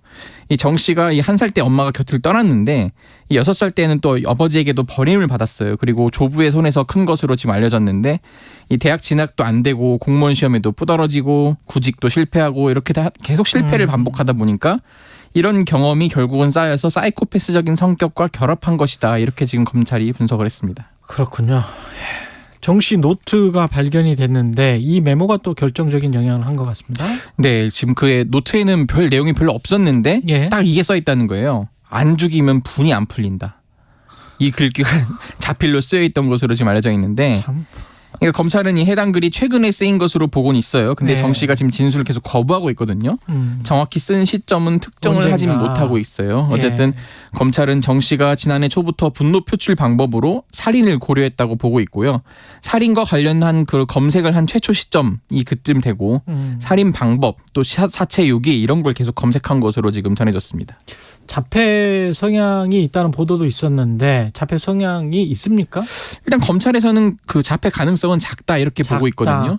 이 대검 심리 분석에서 이 자신의 증상에 대해 과장되게 꾸며내고 있는 이런 상태로 사이코패스적 성향, 주의력 부족 이런 건 있다고는 봤어요. 그런데 예를 들어 정신 증세라든지 자폐 스펙트럼이라는 건 있고 장애의 유형인데 이 장애일 가능성은 작다 이렇게 지금 평가를 하고 있습니다. 검찰은 일각에서 제기한 그 신분 탈취설에 대해서도 증거로는 확인할 수 없었다고 덧붙였거든요. 이 정 씨가 피해자의 옷장에서 옷을 꺼내 입은 것은 자기 옷을 옷의 혈흔이 튄 상태로 외부에 나가지 못해서 이 옷을 갈아입은 것뿐이다. 신분 탈취하는 관계가 없다. 이렇게 설명을 했습니다. 그렇군요. 그리고 서울 백병원 서울 도심 한복판에 있습니다. 여기 중구인가 있죠? 맞습니다. 예. 근데 이게 문을 닫는다고요? 예, 최근에 이제 인제대 병원인데 인제백병원이죠. 인제학원 그 재단이죠. 재단에서 이사회로 만장일치 폐원 결정을 의결을 했어요. 예. 이게 지금 굉장히 오래된 병원이에요. 그렇죠. 1941년 백인제 외과 병원으로 시작을 한 거거든요. 예. 지금 80여 년간 이 자리를 지켜온 건데 어쨌든 지금 폐원 결정이 됐고 외과에서 이제 예. 돈 많이 버셔서 종합병원 전국에 많죠. 지금. 예, 대학까지 설립한 네. 그런 케이스입니다. 예. 그래서 지금 2004년부터 누적 적자가 1,745억 원이라는 거예요. 그래서 경영난이 심각하다는 이유로 지금 폐원 결정을 했는데 문제는 지금 서울시가 당신들 이거 돈 벌려고 상업지구 하려고 하는 건 아니냐. 그래서 용도 변경을 막겠다 이러면서 팽팽히 맞서는 상황입니다. 그러니까 서울시는 여기에다 병원 다시 지어라 뭐 이런 이야기입니까? 일단 그냥 계속 하라는 얘기고 해라. 예, 폐원하지 말고 그냥 운영을 해보고 정상화 한번 해보자 이런 입장이고 적자가 계속 나는데 뭐 어쨌든 그 보통 적자가 나는 회사도 다시 또 경영 자고책을 꺼내들고 하면은 또 다른 방법을 찾을 수 있잖아요.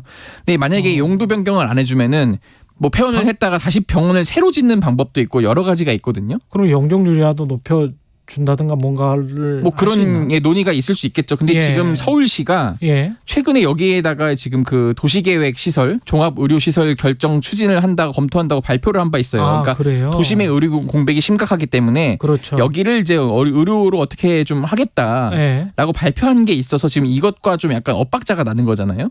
백병원 측은 뭐라 그러는 거예요? 여기에다 다른 거 짓겠다는 거예요? 백병원은 지금 여러 가지 안을 검토를 하고 있어요. 네. 지금 뭐 예를 들어서 이렇게 되면은 새로 병원을 짓는다든지 무슨 뭐 여러 가지 안을 지금 검토를 하고 있는데 이게 사실 명동의 금싸라기 땅 우리가 뭐 한 평에 3.3 제곱미터에 뭐 3억 뭐 그쪽 인근이잖아요. 이게. 맞습니다. 그래서 나름 여기도 뭐 지금 세 번에 걸쳐서 컨설팅을 받았더라고요. 그래서 지금 뭐 병상수를 줄여서 뭐 외래를 늘리는 식으로 뭐 건강 검진을 한다든지 이렇게 해왔는데 그렇게 하면 할수록 더 적자가 나는 거예요. 굉장히 딜레마에 빠졌었는데 지금 뭐 주차장이 없으니까. 네, 주차장이 매우 적어요. 여기는 취약해요. 제가 한번 가봤었는데 여기는 뭐 들어가기가 취약합니다. 그러니까 임직원만 386명인데 주차 대수가 118대라고 합니다. 그러니까 임직원만 380명인데 그럼 입원 환자들까지 생각을 해보면 이게 말이 안 되지. 예. 그러니까 뭔가 개발은 다른 방식으로 병원을 짓더라도 뭔가 주차장을 확 늘려야 될 텐데. 지금 뭐 보도 자료에 낸 거 보면은 뭐 새 병원 건립이나 뭐 미래 혁신 데이터 센터 운영, 또 다른 뭐 수익 사업이나 아니면 진짜 매각까지도 다양한 방안을 심도 있게 논의하겠다. 땅값이 비싸니까. 네. 근데 이제 매각이나 이런 것까지 서울시가 막을 수는 없을 거고. 하지만 여기에다가 어떤 병원을 지어라라는 거는 서울의 전체적인 도시무료 공백을 막기 위해서는 서울시는 꼭 그렇게 해야 되는 거고. 예, 왜 그러냐면은 그 최근에 좀 오래됐긴 했지만은 중앙대 필동병원도 문을 닫았거든요. 그렇군요. 예, 지금 도심 쪽에 의료 공백이 심각해요. 만약에 응급 환자가 나온다고 하면은 거기에 또 어르신들이 많이 사시거든. 종로나 중구 쪽에 또 계속 사시는 분들이 있기 때문에 그러네요. 또 생각해 보니까. 근데 이제 병원의 직원들이나 뭐 이런 사람들은 또 그러면 우리는 못 먹고 살란 말이냐 이렇게 또 반발할 수도 있겠습니다. 그렇죠. 지금 그 재단 측은 인근에 있는 일산이나 뭐 저기 상계동 백병원으로 다 옮겨서 다 취업 그 보장을 계속 해주겠다고 말은 하는데 장담은 할 수 없다는 게 지금 병원 측 그 직원들의 논리고 환자들도 지금 뭐 이렇게 이송을 해주겠다고 하는데 당장 지금 이 계획대로라면 8월에 폐원을 할 거거든요. 지금 뭐 여러 가지 문제가 지금 나오고 있습니다. 그러네요. 그 안에 다 쾌유하셨으면 좋겠습니다. 그 안에 쾌유해서 퇴원. 한국경제신문 최영창 기자였습니다. 고맙습니다. 감사합니다.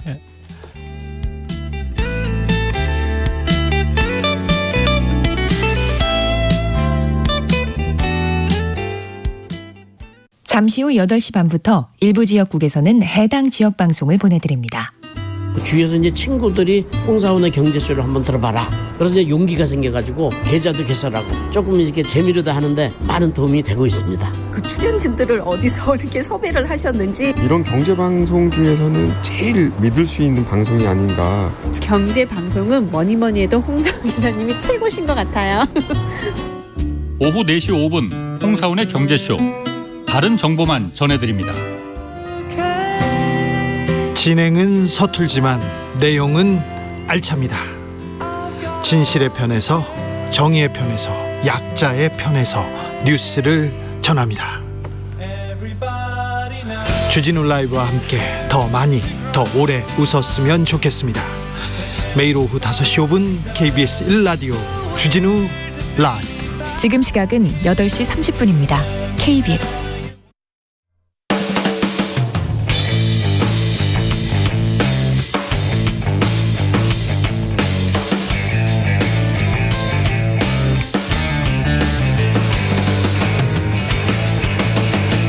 최경영의 최강 시사.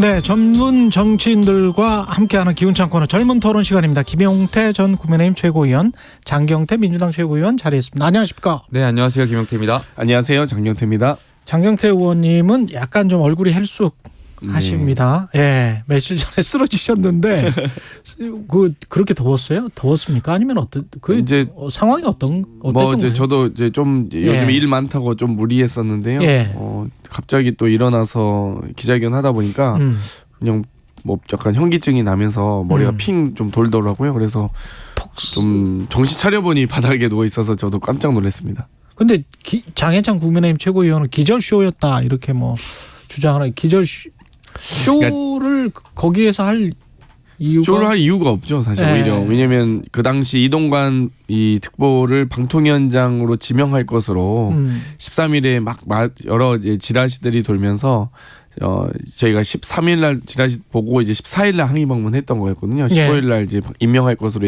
예정돼서.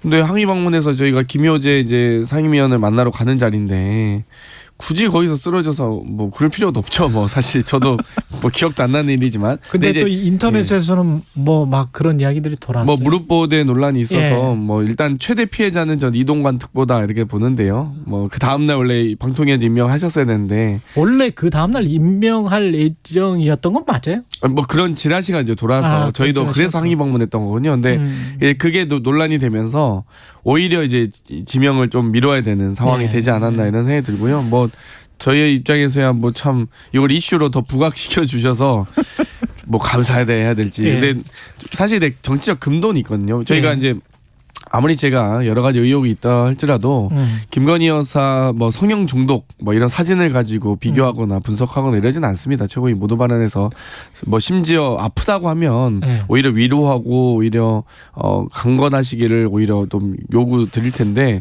좀 아프다면 좀 아픈 걸로 믿어주라. 장경태 의원 그 쓰러지셨다는 소식 듣고 굉장히 좀 놀랐거든요. 놀라는 게 좀 인지상정이잖아요. 그래서 안쓰럽거든요.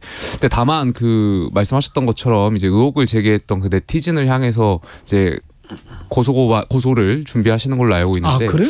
근데 그거는 한번 좀 제고해 주셨으면 좋겠다는. 그 네티즌 최초 유포자가 저희가 찾았거든요. 사실. 아는 사람이에요? 아니 뭐 누군지 모르겠는데 최초 유포자가 악의적으로 한 것들이 저희가 다 드러나서 그거는 좀 저희가 조사는 해봐야 될 것 같아요. 결국에는 의원님께서 판단하시겠지만 그래도 어쨌든 국민이고 또 국회의원이시니까 국민인지 아닌지 모르죠. 그리고 두 번째로 거기에 대해서 한번 당직자면 어떻게 판단하셨으면 좋겠고 두 번째로 장한찬 저희 최고위원도 사실 여당의 최고위원이잖아요. 근데 좀 품격이나 이런 것을 지켜주셔야 되는데 그 최고위원회에서 무릎 보호대 차고 실험하고 이런 행동들은 국민들이 봤을 때 좀 많이 실망하셨을 것 같아요. 그래서 그런 것을 좀 앞으로 지양해 줬으면 좋겠다는 말씀도 드리고 싶습니다. 예, 가십은 그만하고 본론부터 하겠습니다. 저 대통령 지금 부산 엑스포 관련해서는 아까 윤상현 의원이랑 좀 진지하게 이야기를 했는데 물론 열심히 가서 이제 하시는 거는 다 좋아하는데 실질적으로 객관적으로 이게 좀 불리한 거는 사실인 것 같아요. 김용태 위원은 어떻게 보세요? 뭐 현실적으로 보자면 많은 분들께서 좀 우리가 늦게도 출발했고 그러다 보니까 좀 불리한 상황인 것 같습니다만 결과는 어떻게 될지 모르겠지만 저는 대통령하고 또 많은 민관에서 여기에서 PT 발표를 또 하기 위해서 얼마나 많은 노력을 했겠습니까? 그 점에 있어서는 저는 국민들께서 좋은 점수를 주실 거라고 생각해요. 예. 일단 홍보 영상이 2번이나 상영되면서 네. 지각 논란이 있었습니다. 그래서 이렇게 중요한 국제 행사에 대통령이 지각한 것으로 오해받을 만한 행동은 해서는 안 된다. 뭐 주최 측에 의도는 한 번 더 눌렀다며? 그냥 모르고 한 번 더 누르고 네. 그다음에 이제 진행자도 당황해가지고 그렇죠. 지시하고 난 다음에 영상이 첫 번째 영상이 끝났을 때 바로 네. 참석하셨으면 참 좋았을 텐데 아무튼 여러 가지 그런 논란과 오해가 없었으면 좋겠고요. 네. 어찌되었건 그러니까 불필요한 지금 과정이 이제 생긴 거잖아요. 그래서 그런 걸 대통령실은 특히나 1분 1초를 가지고 일정을 짜는 곳인데 지각은 지금 대통령실은 안 했다는 거고 오히려 일찍 도착했다는 거고. 지각이라고 이제 규정하고 싶지는 않은데 홍보 영상을 왜 2번이나 국제행사에서 틀었는지 이거는 해명하셔야죠. 근데 왜 그거는 주최 측이라는 거고. 다 남 탓이고 이렇게 하면 안 되고요. 지금 본인을 향한 지금 의혹 제기에도 이렇게 화내시면서 또 말도 안 되는 의혹을 자꾸 제기하시면은 제가 실신을 2번 한 건 아니니까 그거는 그러니까 이게 홍보 영상을 2번 트는 거 그리고 그때 상황 보시면 저도 이제 다 영상을 봤는데요. 사회자께서 좀 당황하시고 막 이게 좀 입장하셔야 되는데 왜 안 오시지? 약간 이런 갸우뚱하는 모습들이 좀 있거든요. 그래서 좀 이런 것들은 좀 제대로 일정을 짜셔서 홍보 영상 2번 상영할 일은 없도록 하셨으면 제가 좋겠습니다. 조금 전에 장현태 의원님께 측은지심을 느꼈는데 가려던 측은지심도 지금 다 사라졌습니다. 지금 말도 안 되는 또 의혹을 또 아니 제가 지각했다고 규정한 건 아니잖아요. 그러니까 홍보 영상 2번이 안 일어나도록 좀 잘 좀 디테일에 신경 쓰셨으면 좋겠다 이겁니다. 조금만 또 내용에 우리가 좀 집중을 해보도록 하자고요. 교섭단체 연설 같은 경우도 내용에 집중을 해보면 어떤 점은 좀 좋았고 어떤 점은 비판할 만했다. 뭐 각각. 그러니까 저는 두 분 다 두 대표님 모두 사실 좋은 점수를 드리긴 좀 어려웠던 것 같아요. 그러니까 뭐 많은 언론에서도 말씀드렸지만 이재명 대표 당연히 저는 그러니까 대표로서 교섭단체 대표로서 연설이라기보다는 그냥 신상 발언이셨던 것 같아요. 그래서 전 앞에 판사님 전상서를 붙이는 것이 오히려 더 맞지 않았을까. 그러니까 뭐 불체포 특권 포기하겠다고 말씀하셨지만 결과적으로는 10번이고 100번이고 출석하셔가지고 그러니까 날 향해서 체포영장 내지 말아달라. 그리고 내더라도 영장실질심사 가서 판사께 지금 하셨던 말씀을 지금 교섭단체 연설을 통해서 하셨던 것 같고요.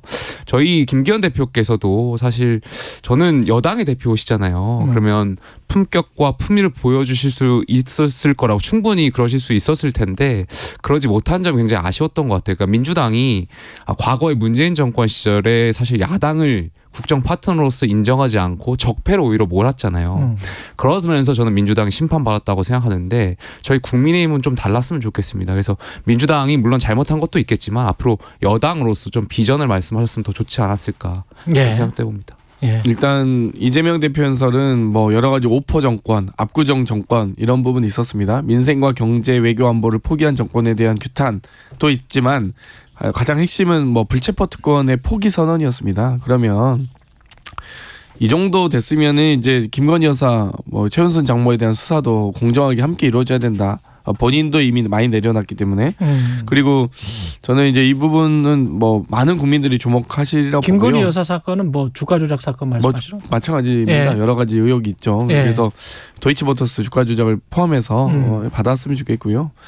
이 김기현 대표 연설은 정말 무슨 내용인지 혹시 기억나세요? 혹시 저는 사진 찍으러 나오신 줄 알았습니다. 뭐 너무 손을 막 들고 국회의원 정수 줄이자는 말씀도 하셨고 뭐 여러 가지 말씀. 그러면은 비례대표 국회의원은 필요 없다? 그러니까 뭐 그걸 옹호하는 게 아니고 그런 말씀을 하셨다라는 이제 저는. 그래서 저는 이 여당 대표가 야당 탓하고 있는 모습 처음 봤습니다. 왜냐면 국정 운영의 주요 집권 여당 아니겠습니까? 그리고 당 대표시면 대한민국이 어떻게 발전해야 되는지, 국가적 위기 상황이 어떻게 초래하고 있는지, 그 부분을 어떻게 타개할 것인지 비전을 좀 보여주셨으면 좋겠다 이 생각을 했는데 뭐 기대는 안 했지만 물론 너무 좀 한심했습니다. 근데 송영길 대표, 전 대표, 민주당 대표는 국회의원의 불체포 특권에 대해서 절대 반대다.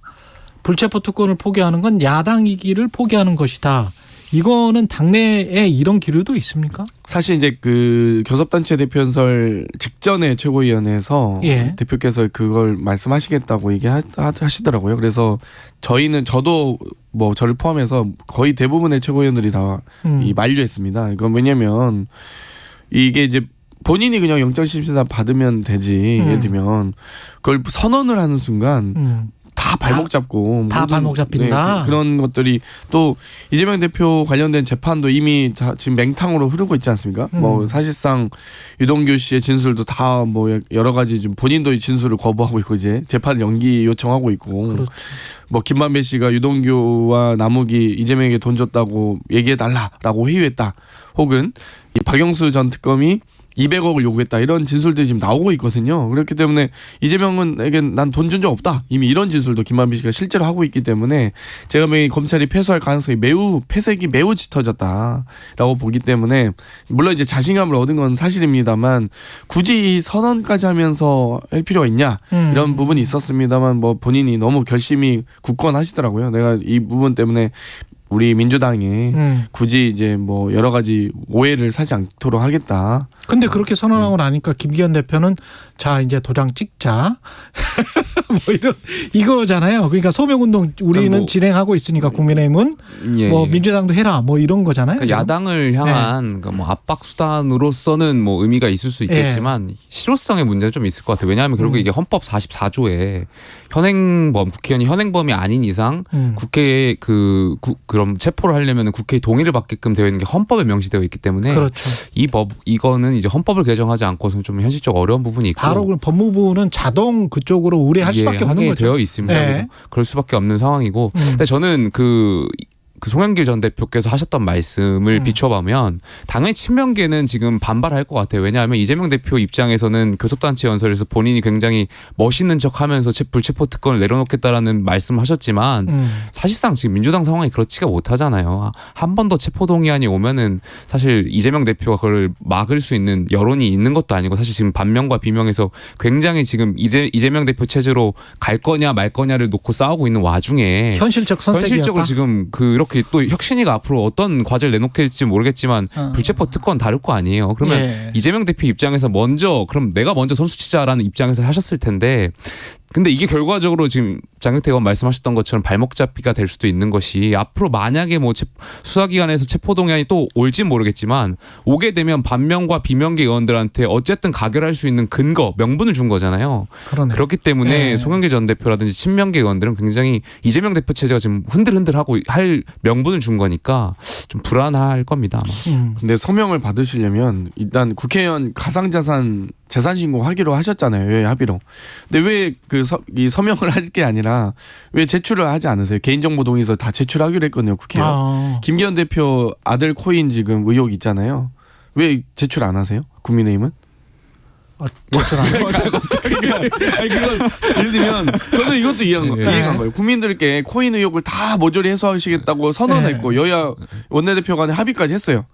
저희는 개인정보동의서 다 제출했거든요. 국민의힘 제출 안 하고 계세요. 왜 안 하시는 거예요? 빨리 하십시오. 그러니까 정말 속상합니다. 그리고 국회의원이 김용태 최고는 그러니까 김용태 최고가 최고위원이 되셨으면 떨어지셨으니까 그러죠. 국민의힘 이렇게 비상시적으로 가는 거 아니에요. 최고위원 되셨으면 진짜 이 정도까지 아닐 텐데.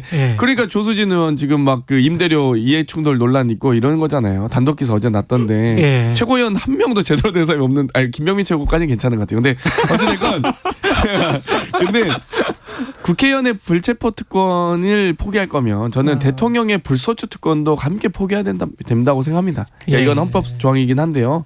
어찌됐건 같이 여야가 공의 서명을 받으실 거면 국회의원의 불체포 특권 서명도 마찬가지고 그러면 대통령의 불소추 특권도 함께 서명운동 하십시오. 그래야 진정성이 의심받지 않는 건 아니겠습니까? 김기현 대표 그 연설에서 외국인 투표권 딱 꼬집어서 이제 중국 건강보험료 뭐 이렇게 이야기를 했는데 아까 윤석열 의원한테도 그거 여쭤봤습니다만 원칙의 문제다. 근데 중국을 불필요하게 자극하는 그 방향으로 집권여당이 꼭 갔어야 했나 뭐 이런 생각도 좀 들기는 합니다. 뭐 김기현 대표 입장에서는 나름대로 전략적인 판단이셨을 것 같은데 전 집권 여당으로서 좀 더 신중해야 할 필요는 있을 것 같아요. 뭐 말씀하셨던 것처럼 대중과의 문제도 있겠지만 이게 여러 국가와의 형평성과의 문제인 거잖아요. 그러니까 이런 문제는 좀 집권 여당으로서 통치의 입장으로서 좀 뭐랄까 단순히 지지율에 좀 예민하게 반응하실 필요가 아니라 포퓰리즘적 냄새가 나. 이거는 좀 신중하게 접근하실 필요가 있다라는 말씀을 드리고 싶습니다. 그러니까 외교는 정쟁에 이용하지 않는 게 원칙이라고 보거든요. 근데 재외국민 투표 선거권 같은 경우는 우리가 대한민국이 전 세계 영주권을 확보한 지 3년 이후가 되면 지방선거 선거권도 주고요. 비례대표 국회의원 투표권도 줍니다.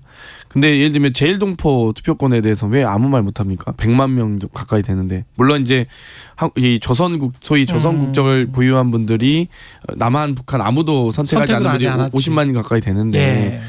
아니 제일동포에 대한 투표권 문제 일본에서는 투표권 허용하지 않고 있잖아요.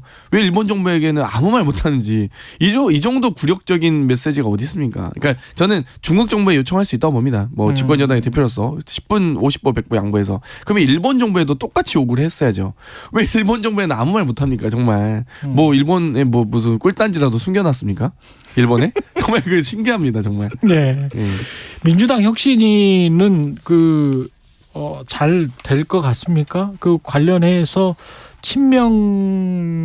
친명계라고 할 수는 없겠죠. 하여간 성향의 분들이 꽤 있다. 그래서 잘 될 것 같지 않다. 이런 언론 보도들도 꽤 나와 있는데 어떻게 보세요? 혁신위를 한마디로 정리하면요. 예. 쇄신을 요구하셨던 분들이 쇄신을 걱정하게 생겼다라고 좀 말씀드리고 싶고요. 거꾸로. 저도 보면서 솔직히 근데 혁신위원 몇 면이 보면 친명 한 명도 없습니다. 솔직히 말해서 이 로스쿨 교수님이나 카이스트 교수님 뭐 당연히 교수님들은 뭐 친명이라고 말할 수도 없고요. 또 랩 2050 소장님이나 이런 분들 당연히 오히려 뭐 다른 뭐 소위 비명이라고 제가 규정하는 것도 웃긴데 전혀 뭐 관계가 없고 서복근 교수님은 워낙 유명한 이제 정치 개혁의 이 선두자이기 때문에 뭐 개파를 민주당도 아니신 것 같고 이분은. 예. 근데 이제 원래 정의당이었던 것 같죠. 네, 그쪽 이제 좀 성향을 보이셨긴 했는데 어찌됐건 뭐 그쪽 성향이라고 말할 수도 없죠. 이게 규정하는 게 좀 대단히 조심스럽고 오히려 송구할 정도고. 김은경 교수님은 제가 이제 잘 모르는 분이었거든요. 이번에 혁신위원 하면서도 저도 좀 이분이 했으면 좋겠다 이렇게 생각은 했는데 상당히 강단 있는 분이시더라고요. 그래서 좀 저도 깜짝 놀랄 정도인데. 아마도 뭐 여러 가지 혁신 의지를 가지고 기대는 하고 있습니다. 근데 뭐 이제 이게 친명 비명의 문제가 아닌 것 같아요. 민주당을 모조리 다 쇄신의 길로 빠져들게 하지 않을까. 쇄신 블랙홀이다 이렇게 보여요. 민주당의 친명계 의원님들 말씀 들어보면 나는 혁신위원 다 모른다. 혁신위원장하고도 연결고리 없다 이렇게 말씀하시는데 전 도저히 이해가 안 가요. 아니 내 집을 메스를 들이대러 오시는 분들한테 어떻게 일면식도 없는 분을 그렇게 맡길 수가 있는지 저는 이해가 잘 안 가고요. 그러니까 뭐 열심히 하려고 하는 민주당 혁신위원분들께는 죄송한 말씀이지만 결과적으로는 스펙 쌓기밖에 안 될 겁니다. 그분들에게는 이 혁신위원들. 왜냐하면 결과적으로 지금 민주당 상황이 굉장히 복잡하거든요.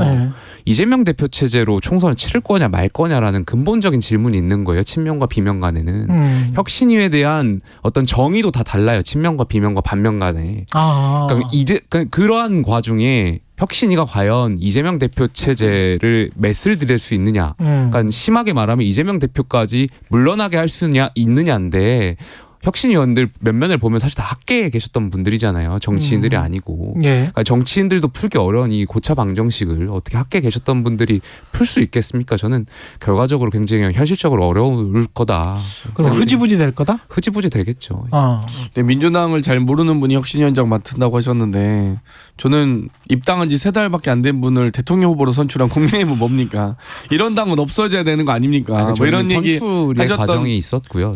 그랬어요. 그러면 잘 선출하셨네요. 대의민주주의에 의해서 당원들. 근데 선출한 당 대표는 왜 그러면 징계줘서 이렇게 물러나게 한 거예요? 국민의힘은 선출된 권력을 얘기하시니까. 그러니까 저는 선출 비선출의 문제는 아닌 것 같고 저는 이제 혁신 의지가 분명하신 분이 오셨다. 이건 좀 기대는 하고 있습니다. 어찌됐건 이분이 또 금감원에서 이 금융 소비자에 대한 보호 조치를 명확히 하셨던 분이기 때문에 저는 이제는 유권자란 표현보다는 정치 소비자의 개념으로 좀 치환됐으면 좋겠다. 정치 소비자. 좀 바꾸었으면 좋겠다는 생각합니다. 이제 국민들께서 정치인을 또 정당을 선택하시는 과정이 되었거든요. 명목적인 지지가 아닙니다. 이제 그렇기 때문에 저는 또 금융소비자 이 보호 조치를 하셨던 금감원 부원장이셨기 때문에 정치 소비자 보호 조치를 제대로 하시기를 또 기대하고 있습니다. 친명 보호자만 하실 것 같은데. 재밌게 가고 있습니다. 이 혁신위가 1번 과제로 지금 전당대회 돈봉투 사건 진상조사.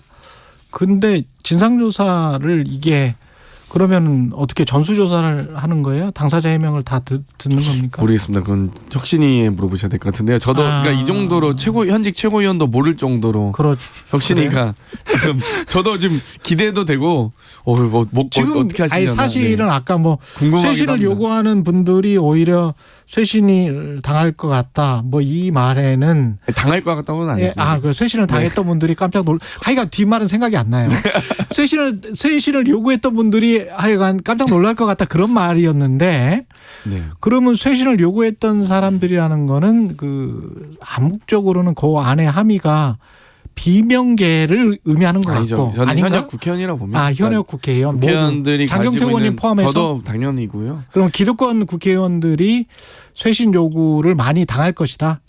아무래도 이제 어떤 공정한 측면에서요? 경쟁을 포함해서 공천 이제 경쟁 국회의원이 가지고 있는 여러 가지 기득권들이 있긴 합니다. 당내 예를 들면 대의원제 같은 경우도 국회의원들이 갖고 있는 기득권 중에 또 지역위원장이 갖고 있는 기득권 중에 하나긴 하거든요. 근데 이제 저는 대의원제가 옳으냐 그르냐 이걸 이 논쟁으로 빠져들고 싶진 않고요. 오히려 대의원을 민주적으로 선출하길 바란다 이런 좀 의견을 좀 드리고 싶습니다. 국민의힘 같은 경우는 공천 계속 검사 공천설 대통령실에 뭐 혹시 뭐가 있지 않을까 근데 이제 대표는 계속 강하게 부인하면서 시스템 공천 이야기하고 있단 말이죠. 근데 현실은 진짜 뭐예요? 그러니까 그 시스템 공천을 말씀하시지만 거기에 대해서 국민들께서 잘 믿어주시지가 않잖아요. 그만큼 정치권이 신뢰가 많이 떨어진 거겠죠. 늘 총선 때마다 이기는 공천하겠다, 공정한 공천하겠다 하지만 그렇게 안 해왔잖아요. 사실 현실적으로. 김용태 위원은 지금 당협위원장 저는 당협위원장이 아닙니다. 아니에요? 예. 그러면 내려놨기 때문에 지난 그 지도부 전환 과정에서 받을 수 이번에 하실 거예요? 하여간 공천 저는 총선 때 이제 공천 신청을 하겠죠. 신청을 하겠죠. 어디로 가실 거예요? 아직 정한 바가 그것도 못 정한 거 있는 거예요. 그러니까 국민의힘 상황이 어떠냐면요. 저희는 민주당은 시스템 공천이라고 해서 특별 당규가 있습니다. 그래서 전당원 투표도 하고요. 중앙위원 의결까지 하거든요. 그럼 지금 대충 자기 지역구는 찾아놨습니까? 저희 공천 룰은 확정돼 있죠. 룰 자체가. 근데 지금 국민의힘은 저희가 이제 그런 얘기하는데 제가 좀 특수한 상황인 거고 왜냐하면 제가 원래 지역이 있었는데 이제 지도 과정이 바뀌면서 지도체가 바뀌면서 내려놨기 때문에 제가 좀 신중한 것이고 다른 분들은 지금 지역에서 정도? 활동하고 있죠. 다른 분들. 그러니까 윤리위가 공천한다는 말까지 나오거든요. 그러니까 윤리위가 당원권 정지를 3개월 하냐 1년 하냐에 따라서 피선권을 박탈하고 있는 정당입니다. 그러니까 공천 룰도 없지. 윤리위가 징계 주면은 그냥 선거권도 피선거권도 박탈되지. 심지어 김용태 최고위원도 지역 당협위원장이었는데 물론 이제 지도체제 왜 바뀌었습니까? 당대표 탄핵하니까 그러잖아요. 근데 그런 과정들이 다 있습니다. 허은하 의원도 지금 지역구 당협위원장 조직위원장까지 가셨는데 지금 억지로 바뀌었고 그러니까 이런 부분들이 국민의힘의 기대감이 신뢰성이 또 안정성이 없다고 보인 거고요. 아무튼 저는 김용태 최고가 좀 총선은 출마하셨으면 좋겠습니다. 개인적으로. 총선 출마할 겁니다. 근데 공천을 안 줄 것 같은데요. 공천 안 줄 것 같아서 지금 검사 50명 공천해야 되는데 김용태 최고가 갈 곳이 없어요. 별로. 아니 근데 지금 검사 50명 이런 이야기를 주장을 하는데 이런 거는 맞습니다. 당내에 많은 수도권의 현역 당협위원장 분들도 굉장히 우려를 하세요. 이 부분에 대해서. 왜냐하면 사실 말씀하신 대로 그런 검사 공천이 물론 안 한다고는 하지만 될 가능성이 여전히 존재하고 하게 되면 수도권 판세에 굉장히 큰 영향을 미칠 거기 때문에. 그럼 만약에 검사 공천을 하면 주로 영남이나 영남권에 왜냐면은 일단 그 검사 공천을 하게 되면 당선 가능성이 높은 지역에 가야 되는데 영남권이지 않을까에 대한 당내 의견들이 있거든요. 그러니까 그러다 보니까 그것이 결국엔 수도권 판세에도 영향을 미칠 거거든요. 수도권 현역 당협위원장들 굉장히 불안해하시는 건 사실이죠. 국민의힘은 그게 어떤 혁신이고 이제 개혁이겠네요. 예, 아무래도 공정한 공천 어떻게 할 것이냐가 좀 질문 과제, 연구 과제인 것 같습니다. 그리고 한 3분 정도밖에 안 남았는데 이 수능 발언 파장 이거는 약간 좀 이해가 안 됐는데 그 다음에 이제 이주호 부총리가 이야기한 공교육 살리자, 공교육 강화해야 된다. 그거는 다 동의하실 거고. 근데 왜 이 문제가 이렇게 갑자기 툭 튀어나왔는지 처음부터 이렇게 가다가 그럼 처음에 그러면 이주호 부총리가 이 말을 했으면 모든 국민이 다 동의합니다 이렇게 했을 것 같은데 왜 갑자기 이 문제를 이렇게 대통령은 말씀하셨을까? 어떻게 보세요? 글쎄요, 뭐 예. 저는 솔직히 말씀드리면 제가 뭐 미천해서 그런 건지 잘 모르겠습니다만 이주호 장관의 말씀과 대통령의 말씀은 크게 다르지 않았던 것 같아요. 그러니까 결국 공교육을 살리자라는 것이 이제 핵심이었던 것 같고 그것이 이제 잘못 뭐 본인 그 대통령실 말씀으로는 이제 와전되면서 이렇게 된 것 같은데 그래서 저는 이 문제에 대해 이 문제가 근데 좀 엉뚱한 대로 지금 튀고 있는 것 같아요. 어제 저희 모 의원께서 나오셔가지고 사교육을 뭐 악마화하시면서 이철규 초과 이익에 대해서 굉장히 좀 강하게 발언하셨던 것 같은데. 초과 이익은 뭡니까? 자본주의 사회에서 초과 이익이. 그러니까 저희 국민의힘이 내세우는 가치와 너무 다른 말씀이셨고 초과 이익에 대한 기준이 뭔지도 모르겠고 어제 제가 기본소득당 용해인 의원과 정의당 류호정 의원이랑 같이 있었는데 엄청 좋아하시더라고요. 2023년에 이렇게 보수와 진보가 같은 지점에서 이렇게 할지 몰랐다. 그러니까 합일점을 굉장히 잘못된 표현이셨고 만약 그런 말씀 그런 논리대로라면 손흥민, 이강인 이런 분들 다 초과 이익에 대해서 좀 그라운드에서 덜 뛰어. 너무 뛰는 거는 악마 같지. 그러니까 당이 좀 중심을 잡을 손흥민 필요가 선수가 있다. 골을 너무 많이 넣으시면 안 됩니다. 안 돼. 이런 말이거든요. 그러니까 지금 맘카페가 지금 분노하고 있어요. 그러니까 대통령이 수능 5개월 앞두고 수능 출제 경향을 지적하시는 게 가당키는 한 얘기입니까? 그러니까 고등교육법상 최소한 4년 전에는 대학 입학 전형 관련된 사항을 정하거나 변경해야 된다. 4년 전에는 이 최소한 안정성을 둬야 된다. 이 예측 가능성을 둬야 된다라고 명시하고 있어요, 법이. 근데 대통령이 지금 이 법을 뛰어넘어서 4년이란 건 최소한 고등학교 3년간 혹은 최소한 12년간의 평가를 받는 수능을 함부로 변경하지 말라는 거거든요. 이 대통령 할아버지가 와도 하지 말라는 건데 대통령이 와서 한 겁니다. 그러면 그리고 심지어 이 수능 출제 경향은 6월, 9월 모의고사를 그러니까 검토해서 하게 되어 있는데 6월 모의고사 끝나고 하신 거예요. 중간에 바뀌는 게 어디 있습니까? 중간에 룰을 이렇게 바꾸는 게 어디 있습니까? 그러니까 정말 지금 대단히 지금 분노가 큰데 국민의힘은 알고 계시잖아요. 이거 지금 분노가 엄청 큰지 수험생만 분노하겠습니까? 학부모도 분노하시죠. 정말 이거는 잘못했다 사과하셨으면 좋겠습니다. 여기까지 듣겠습니다.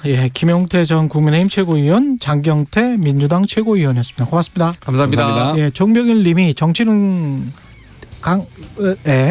강아지판이지만 그래도 최경영의 최강시사 듣는 재미로 삽니다. 이런 말씀 하셨고요. 7098님 평일 방송 잘 듣고 있습니다. 최강시사 늘 승승장구하시길 바랍니다. 이렇게 응원 메시지 보내주셨습니다. 고맙습니다. 최경영의 최강시사 오늘은 여기까지고요. 내일 아침 다시 돌아오겠습니다. 고맙습니다.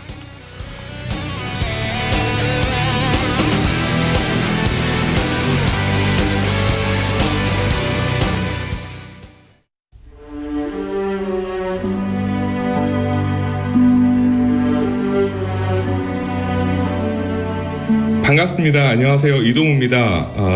실명 전에도 방송국을 왔다 갔다 하면서 KBS 안에